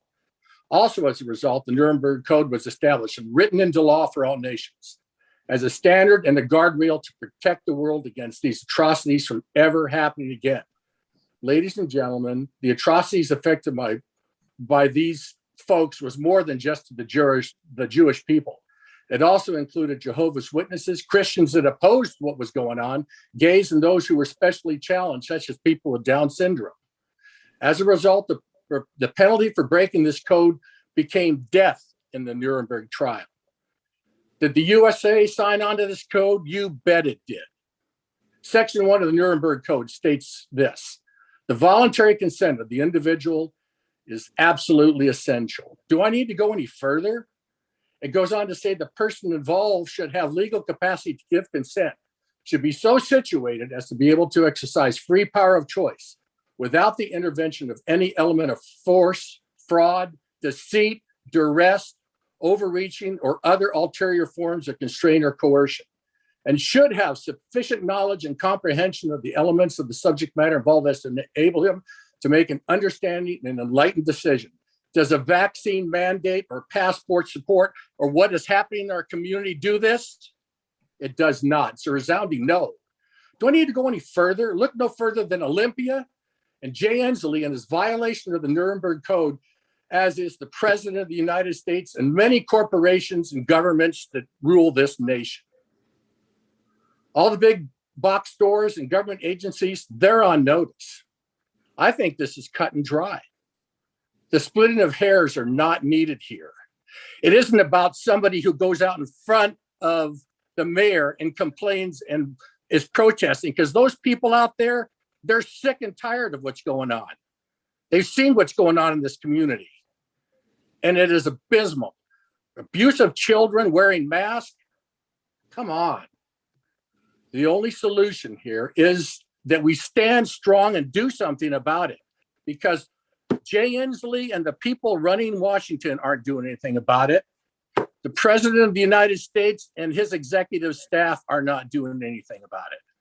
So we in the community, we have to start here. We should not care about some money that's coming from us for the government. We need to stand strong and do what is right. That's why we have a Nuremberg Code. That's why it was put in place for situations just like this. So I expect that the city council vote in favor of the medical-free ordinance. As for those who vote against it, I think they're on notice, just like all the other folks that are not standing with the American people. This tyranny has to end. Thank you. Thank you, Vern, for your comments this evening. I'm sorry they're so strong, but I really feel passionate about this. And I really think that this has to be done. We have to start somewhere. And I'll be glad anytime you want to talk about it in a civil manner over a cup of coffee, Adrian. Thank you, Vern. Appreciate it very much. You're welcome. Okay, moving on. Gotta get my spot here, council. So council, moving on to our consent agenda. Looking for a motion to approve our consent agenda as presented. So moved. I have a motion by Councilmember Bowman. Do I have a second? Second. I have a second by Councilmember Munson. If I can have the city clerk, please take a roll call vote.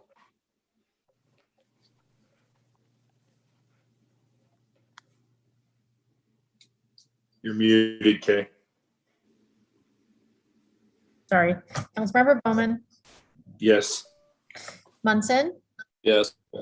Walters, Yes. Deputy Mayor Johnson, Yes, ma'am. Mayor Cortez, Yes. Councilmember DeRochers. Yes. Thank you.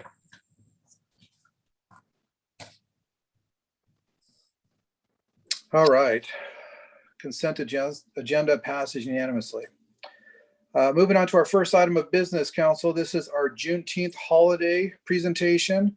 This will be, we will be presented with information regarding the Juneteenth holiday.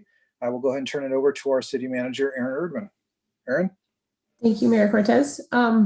So a little bit of background. The date of June 19th commemorates the day in 1865 when knowledge of the Emancipation Proclamation and the abolishment of slavery reached the last remaining enslaved people in Galveston, Texas. In recognition of this day, the Washington State Legislature adopted Senate House Bill 1016, making Juneteenth, June 19th, a paid state holiday beginning in 2022. President Biden also signed legislation into law this year, making Juneteenth a U.S. federal holiday. While local governments are not required to follow either the federal or the state legal holiday schedule, many do. RCW 1.16.0506 authorizes the local legislative body to set their local government holiday schedules. Several jurisdictions in our state have already adopted Juneteenth as a paid holiday for local government employees, and several others are or will be having these discussions in the near future. For example, I know Clark County has already adopted this and City of Vancouver. And I did talk with Camas and Washougal today, and they are in the process of looking at this with their bargaining units. So this is before you today, as we kind of are looking forward to the 2022 budget and making sure that we have everything accounted for. We wanted to get this in front of the policymakers and see if you would like to adopt this as a recognized holiday. And if so, then we would come back to you at the next meeting with a drafted ordinance to adopt. So I will turn it over to you for discussion. Thank you very much. Okay, council discussion. Deputy Mayor Johnson. Are there any holidays, federal holidays that we don't recognize in the city? I believe the only one is Columbus Day. Columbus Day. Every other one is recognized in the city. Mm-hmm. And when did we abolish Columbus Day? I don't ever recall that coming in front of the city council. Yeah, I don't think it ever has, to my knowledge anyway. So was it on the schedule? It was on the schedule when I first joined the city council many years ago. Who made the decision to abolish it? I would have to go back and look. So if it's up to the city council to put it on the schedule, shouldn't it be up to the city council to remove it from the schedule? Yes. So somewhere along the line, I don't think that happened. I will do research on that. And you know, as far as Juneteenth, it's fine with me, but I am trying to figure out how the system works. And so if we can figure that out and get back, that would be great. Thank you. Thank you, Deputy Mayor Johnson.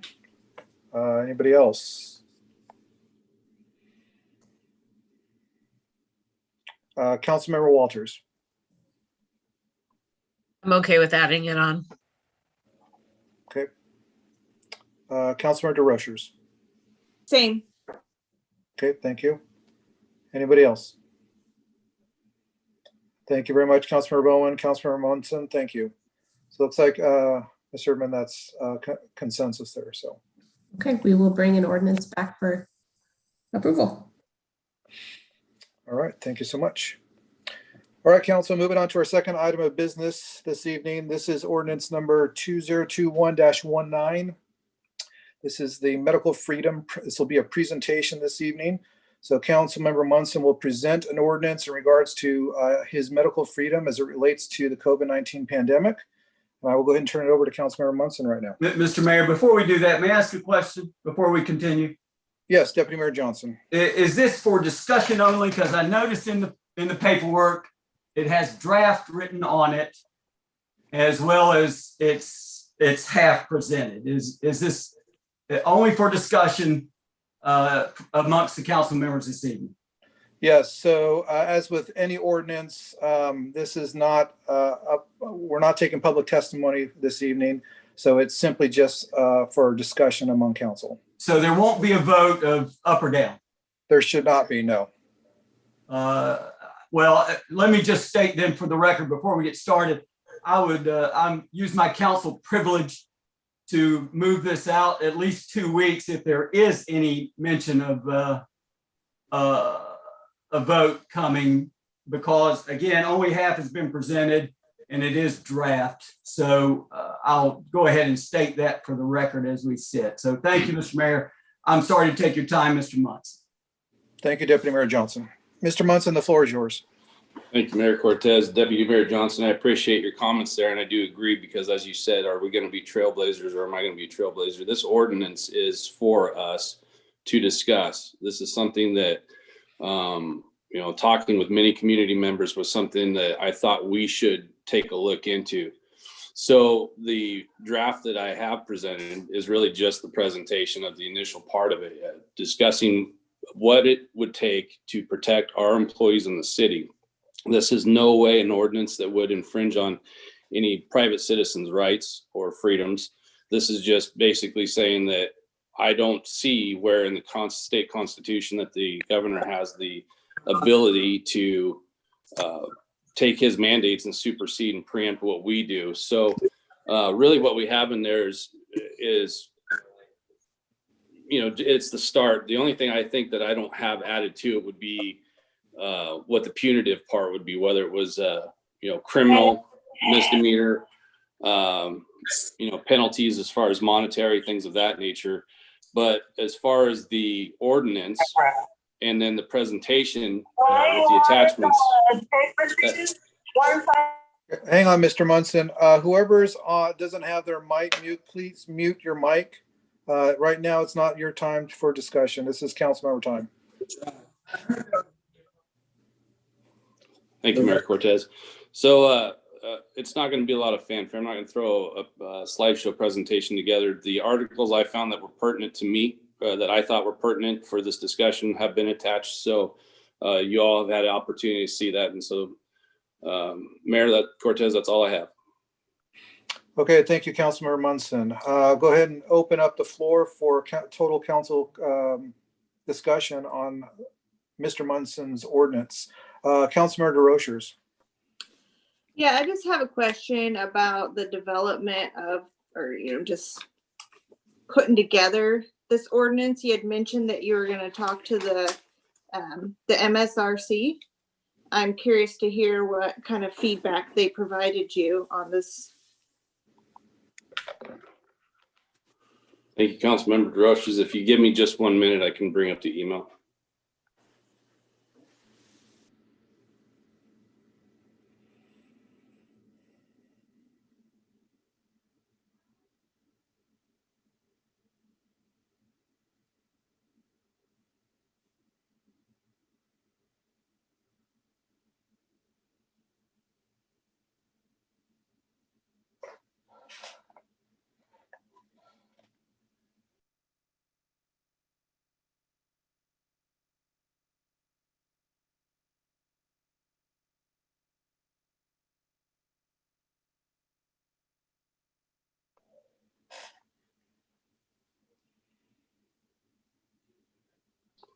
Councilmember DeRochers, I'm not finding the MRSC reply to that particular question of yours, so I would have to bring that back at the next meeting.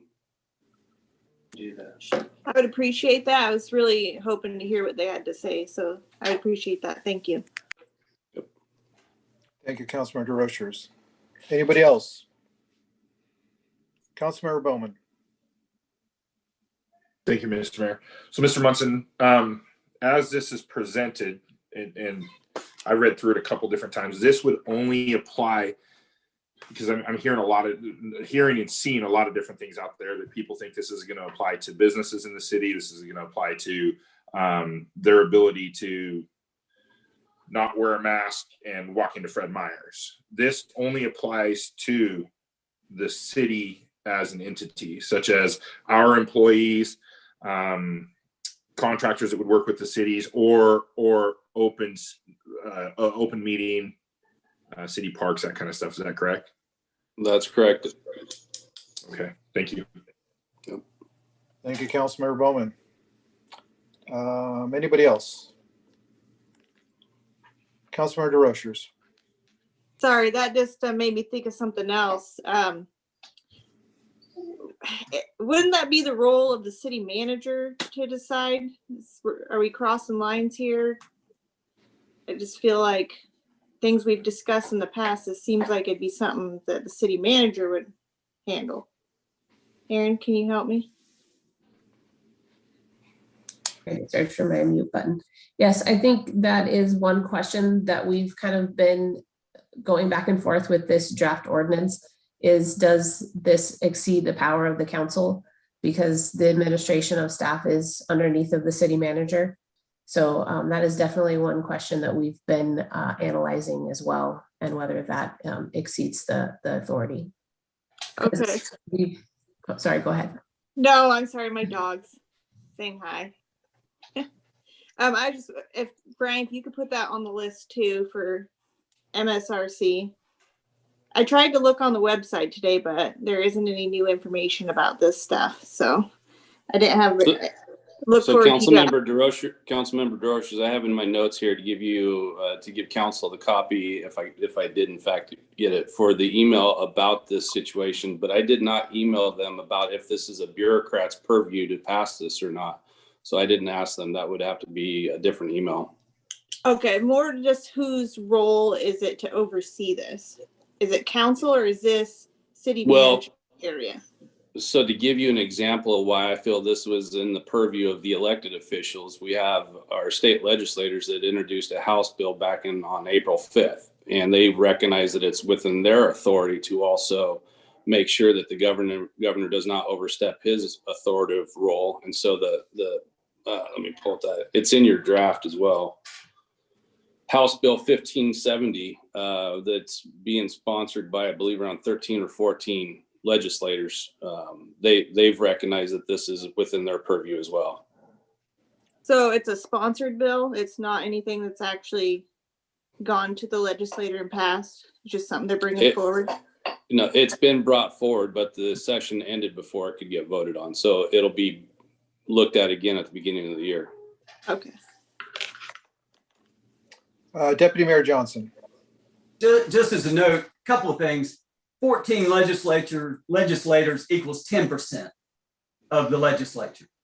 That is far from being a plurality. Second of all, Ms. Erdman's title, Mr. Monson, is city manager. You've referred to her as bureaucrat a couple of times. She is our employee, our only employee. And sir, I don't think she's ever referred to you in any other manner other than Mr. Monson, Councilmember Monson, or Brian, perhaps in a private meeting. To demean her job is not really is not to the standard, I believe, sir. And second of all, excuse me, Vernon, I hope you're still with us. Vernon said that this was for the people. Well, this is for 111 people out of 21,500.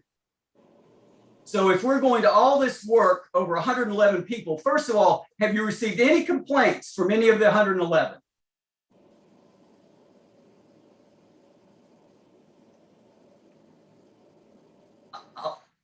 I'll wait till you're done, Deputy Mayor Johnson.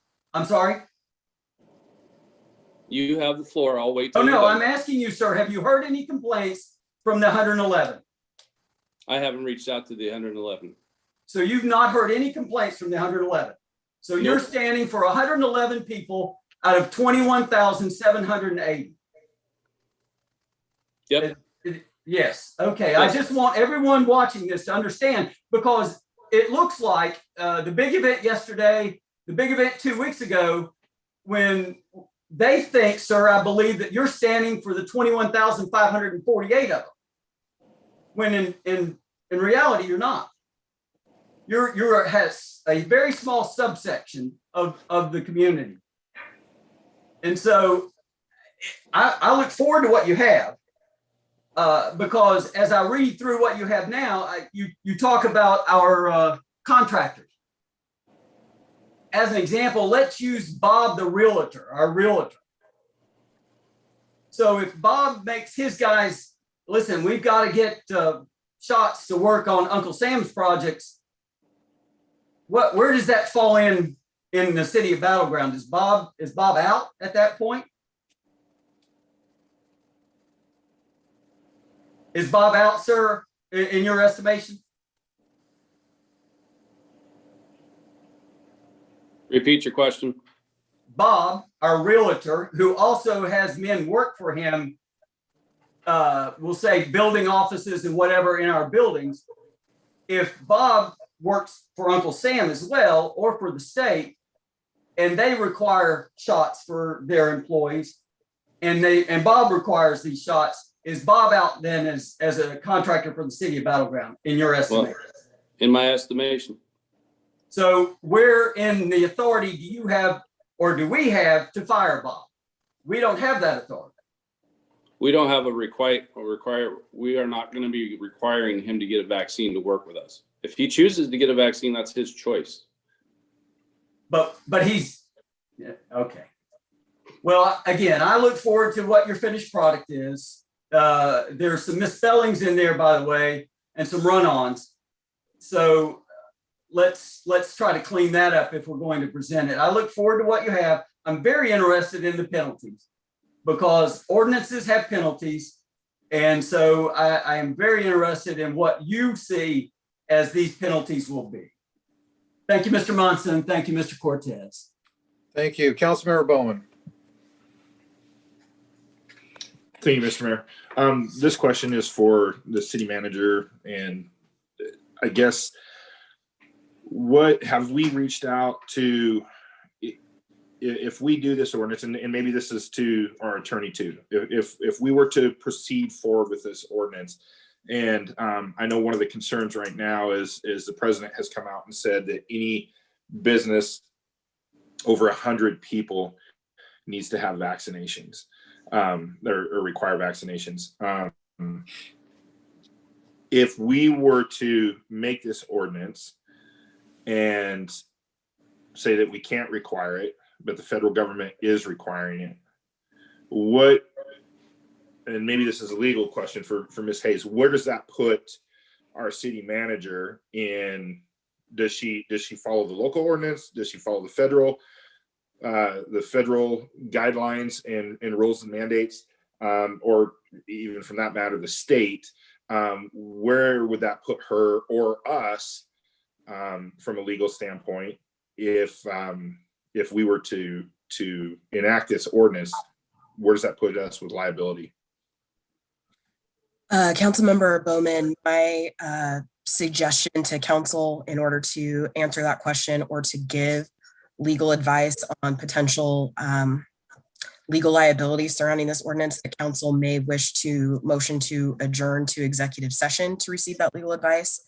That is council's option. The privilege belongs to you, but as the attorney, my recommendation based on what my answer will be is that you should adjourn to executive session. I'll defer to council if you want to do that or not, or if you would prefer that I answer the question on the record. Oh, that's fine. If we should do it in executive session, then I'll make a motion after this that we adjourn to executive session to discuss the legal ramifications of this and what that puts on us or what that puts on the city manager. My second question then would be the insurance. What have we reached out to our insurance risk pool? What is the comments if we have, or do we need to? We have reached out to WCIA with just the draft that was presented to get their first initial opinion. They have indicated that they would not continue to cover us if we were to pass this ordinance. So we would be on our own individually and as a city at this point. Okay. And they cover, what do they cover all of our liability? Yes. Okay, thank you. Mm-hmm. Councilmember DeRochers. Yeah, so I guess that kind of answers my question. When I was looking up some stuff about the executive order and what authority the governor had, and it referenced the RCW 43.06.220. I mean, when I'm reading that, it reads that we would be going against what he's saying, and I am very concerned about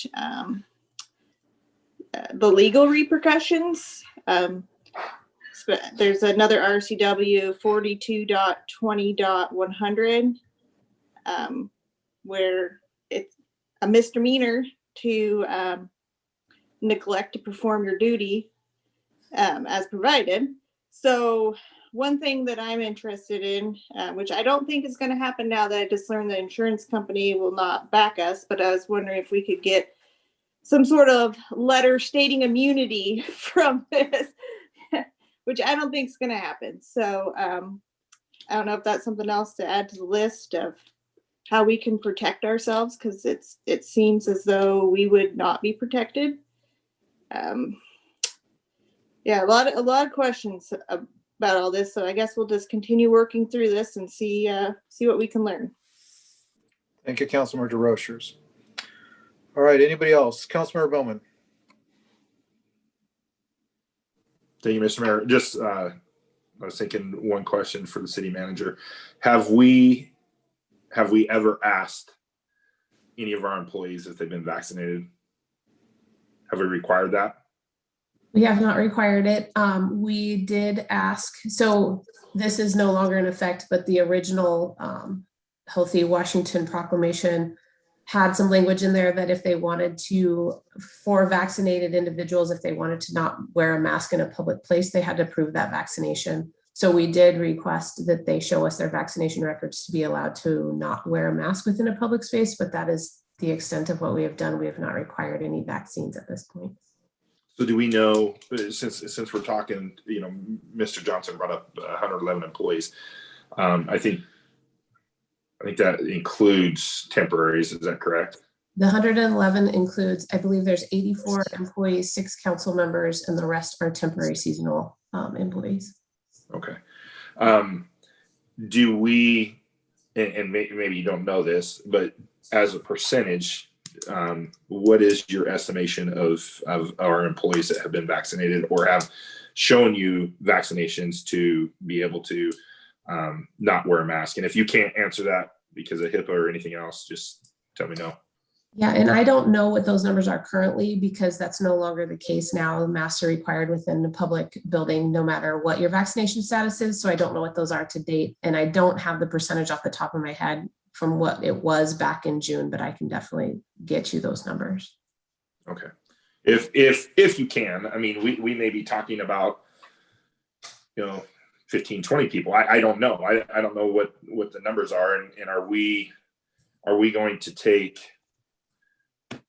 the ordinance as it's written, if it's just for the city, are we going to put ourselves out there liability wise for 20 people or 15 or 10? I don't know what that is. So thank you. Thank you, Councilmember Bowman. Okay, anybody else? Councilmember DeRochers. Yeah, maybe this will be brought up here, but I'm just curious what the next steps are with this process.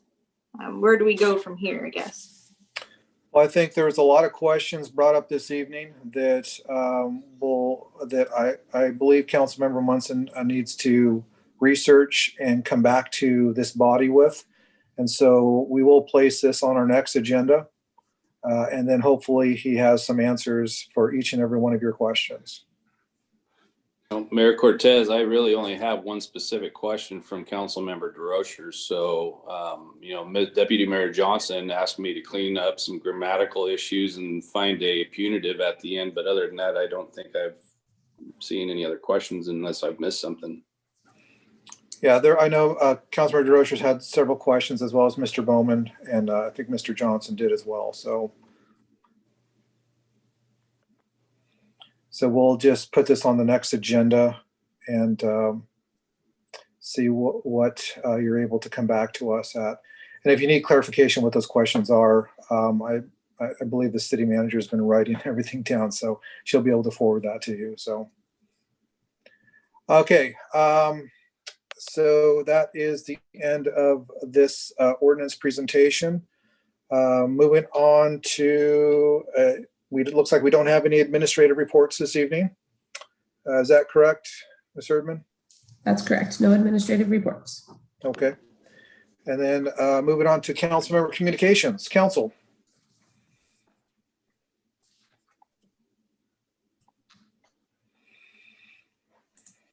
Okay, so Councilmember Bowman. Thank you, Mr. Mayor.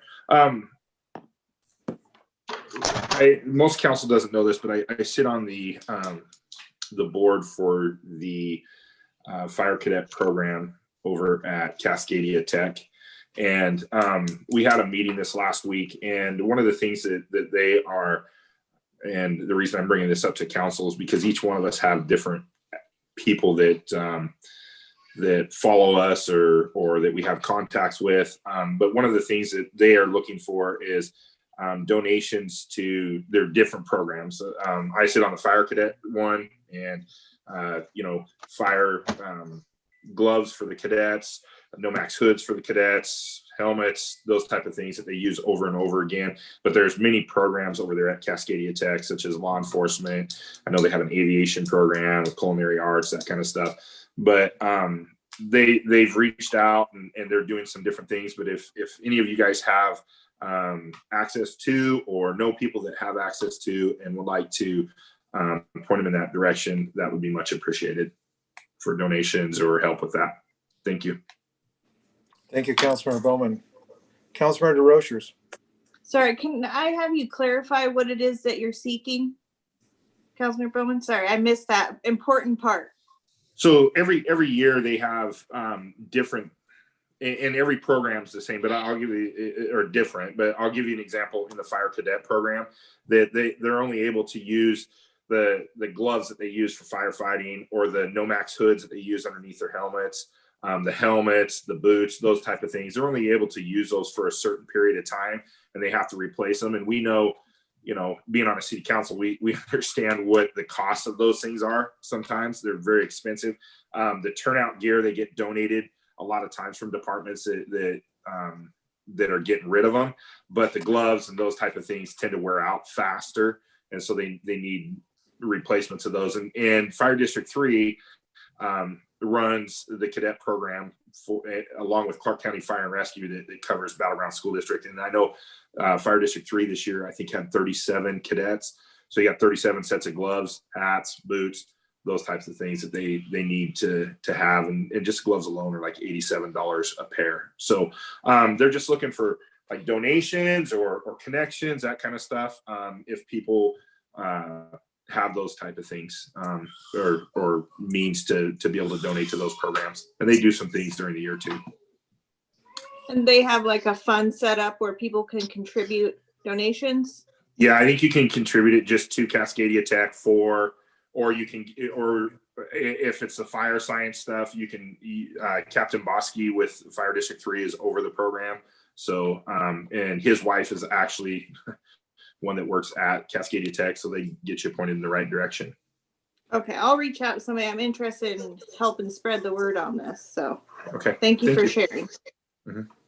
Yes, thank you. Okay, anybody else for Councilmember Communications?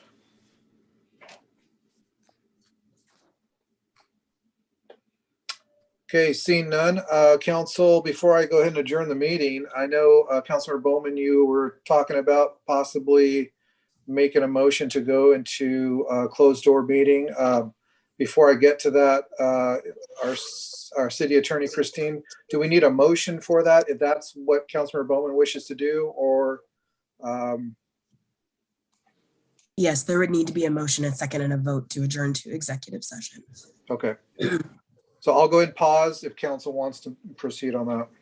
I'd like to make a motion to move to executive session to discuss potential litigation. Okay, do I have a motion on the floor by Councilmember Bowman? Do I have a second? Second. I have a second by Deputy Mayor Johnson. If I could have the city clerk take a roll call vote on this motion.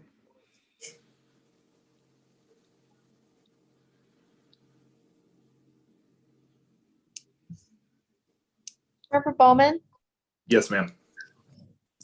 Deputy Mayor Johnson, Yes, ma'am. Mayor Cortez, Yes. Councilmember Walters, No. DeRochers, Yes. and Munson. No. Okay, motion passes. So council, you, Ms. Hayes, do we have a link for council to go into? One does not exist, as this was not a prepared one. I would ask if Ms. Erdman can send a link for us to address that. I will create one right now and send it to the group. Okay, so council, as soon as you get your link, take about a minute or two to get settled in the room, and we'll go ahead and start. Mayor Cortez, we will need Yes. to clarify an anticipated time for how long we will be in executive session. How long do you estimate, Ms. Hayes? I, at this point, would set it at approximately 15 minutes. We can extend if necessary. Okay, let's go ahead and set it at 15 minutes. So that would be 8:45. And will I'll we see be if- going straight from there into the closed door session? We will need to adjourn that executive session, return to the regular meeting to then adjourn to the closed door session. Okay. All right, I'll see everybody in about a minute. It should have been sent to all of your emails.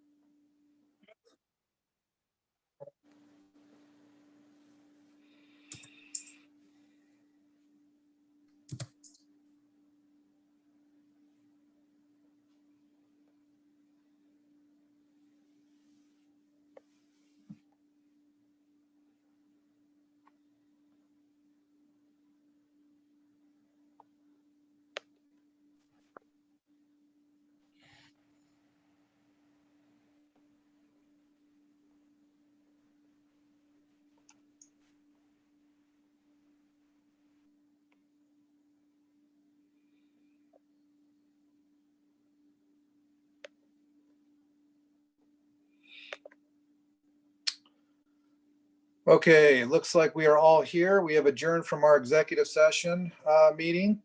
And council, what is your pleasure? Mr. Mayor, I move that we make a motion. Geez, let me get this straight. Mr. Mayor, I believe we need a lawyer to advise us on this. The city attorney is not available, so I would ask the city council that we select a lawyer to advise us as we move further on this proposed ordinance. Okay, I have a motion. I have a motion on the floor by Deputy Mayor Johnson. Do I have a second? Second. I have a second by Councilmember Bowman. If I can have the city clerk, please take a roll call vote. Is there a possibility for an amendment to that motion? Is there discussion? There's discussion, but the possibility for an amendment, you'd have to seek the sponsor of the motion. But please go ahead and discuss, Mr. Munson, if you wish to talk. I'd like to make an amendment to Deputy Mayor Johnson's motion of an attorney. I'd like to make a motion, amend the motion to hire an attorney with no intrinsic ties to any one specific council member so that it'd be an impartial attorney. I would take that as a given. I'm certainly not going to ask my lawyer to come in. Are you going to ask yours, Mr. Munson? So then I guess you'd be seconding my motion then, Deputy Mayor Johnson? Buddy, we can get a lawyer from Oregon as far as I'm concerned. Yes, let's do that. Let's get a guy from Idaho, since we can seemingly trust Idaho. Well, let's hang on a second. So Mr. Johnson, are you telling me you're amenable to the amendment that Mr. Munson just proposed? Throw a net far and wide, Mr. Mayor. Yes, we certainly want one that is not partial to any side. Okay, but you were just talking in jest about the Idaho, correct? Well, yes. Okay, just want to make sure that's clear. Though you can't trust them, according to the folks on Facebook. Yeah. So we have a motion on the floor as well as an amendment to the motion. Let's go ahead and, do I have a second on the amendment? Second. I have a second by Councilmember Bowman on Councilmember Munson's amendment. Let's go ahead and take a roll call vote on the amendment first. Okay, so Councilmember Munson, Yes. Councilmember Bowman, Yes. DeRochers, Yes. Walters, Yes. Mayor Cortez, Yes. and Deputy Mayor Johnson. By all means, yes, ma'am. All right, the amendment passes unanimously. Now let's go ahead and take a roll call vote on Deputy Mayor Johnson's motion. Mayor, it looks like Ms. Hayes is trying to say something. Christine, yes. Thank you, Councilmember Walters. I just want to clarify so that staff will have clear direction depending on where this motion goes. And so council's also clear as they vote. The city does have on contract the firm of Mankey Jackson that provides conflict city attorney services. I'm wondering if that satisfies the amended motion of a firm that does not have any direct connection, but does provide this specific type of service. We have a contract and retainer with them. Mr. Mayor, then I would ask that each council member be queried on whether they know anyone in the firm of, please, once again. It's Mankey Jackson. The two attorneys that would likely be working on this would either be Ken Harper or Kirk Ellis. Yeah, I would They're out of query Yakima. every member, Mr. Mayor, or have the clerk query every member to make sure we don't know these gentlemen. Okay, Ms. Hayes, are we able to do that right now on the record, or is that something that needs to be done a little bit more official, or what are you suggesting? That would be up to council. This firm, when we hired them on retainer, does a conflict check, and they did not find that, but that conflict check wouldn't, I suppose, disclose personal relations. They're out of Yakima, Washington. So they are not local.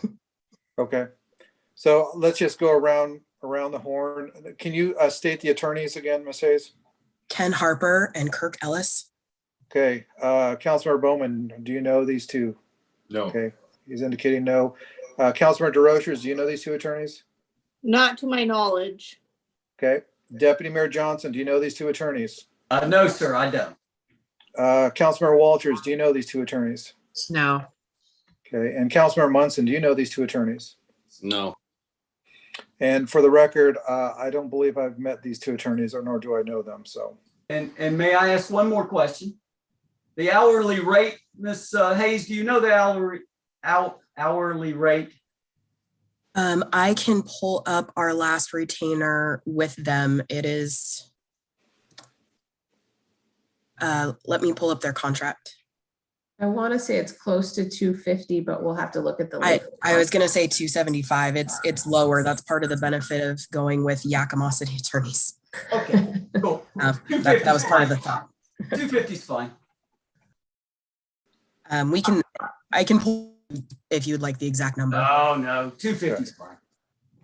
okay, so Thank you. yes, thank you. So we have a motion. Mr. Deputy Mayor Johnson's motion was seconded by Councilmember Bowman. So let's go ahead and take a roll call vote on that motion. Deputy Mayor Johnson, Yes, ma'am. Mayor Cortez, Yes. Councilmember DeRochers, Yes. Munson, Yes. Walters, Yes. Bowman. Yes. Okay, motion passes unanimously. All right, any other further discussion, council?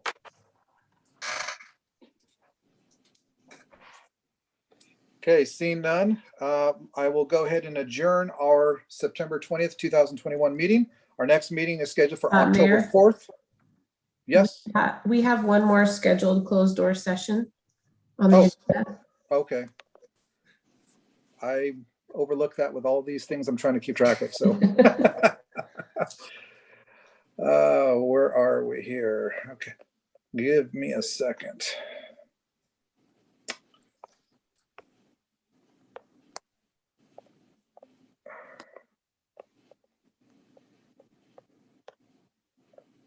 Okay, here we go. Okay, council, pursuant to RCW 42.30.140 and 42.30.1404, the city council of the city of Battleground may adjourn into executive session for the non-commissioned contract negotiations for approximately 30 minutes with no action to be taken. And council, you should have that link already in your calendar. And so I will see everybody in about a minute.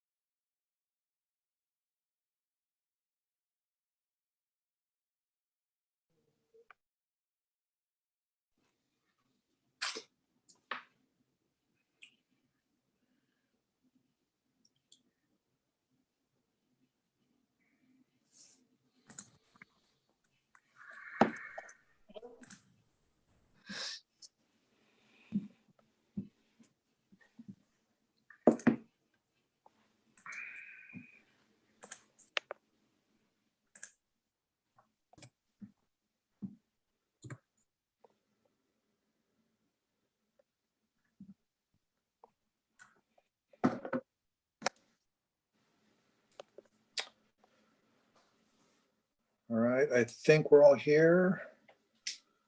I don't see Deputy Mayor Johnson here yet.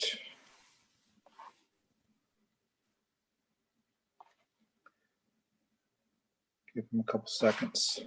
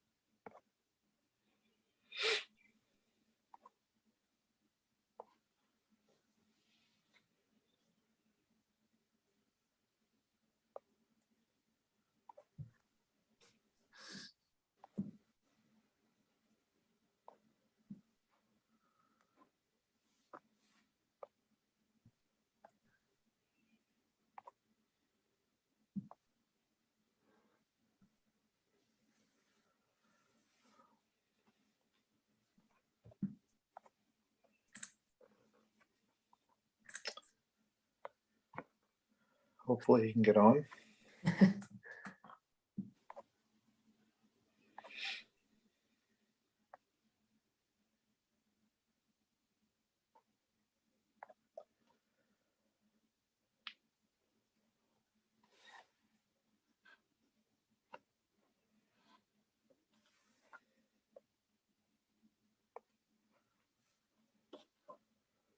There we go. All right, Mr. Johnson joined us. Okay, council, now I will go ahead and adjourn us for the evening. Our next meeting is scheduled for October 4th, 2021. And everybody have a safe and wonderful rest of the week. We're adjourned.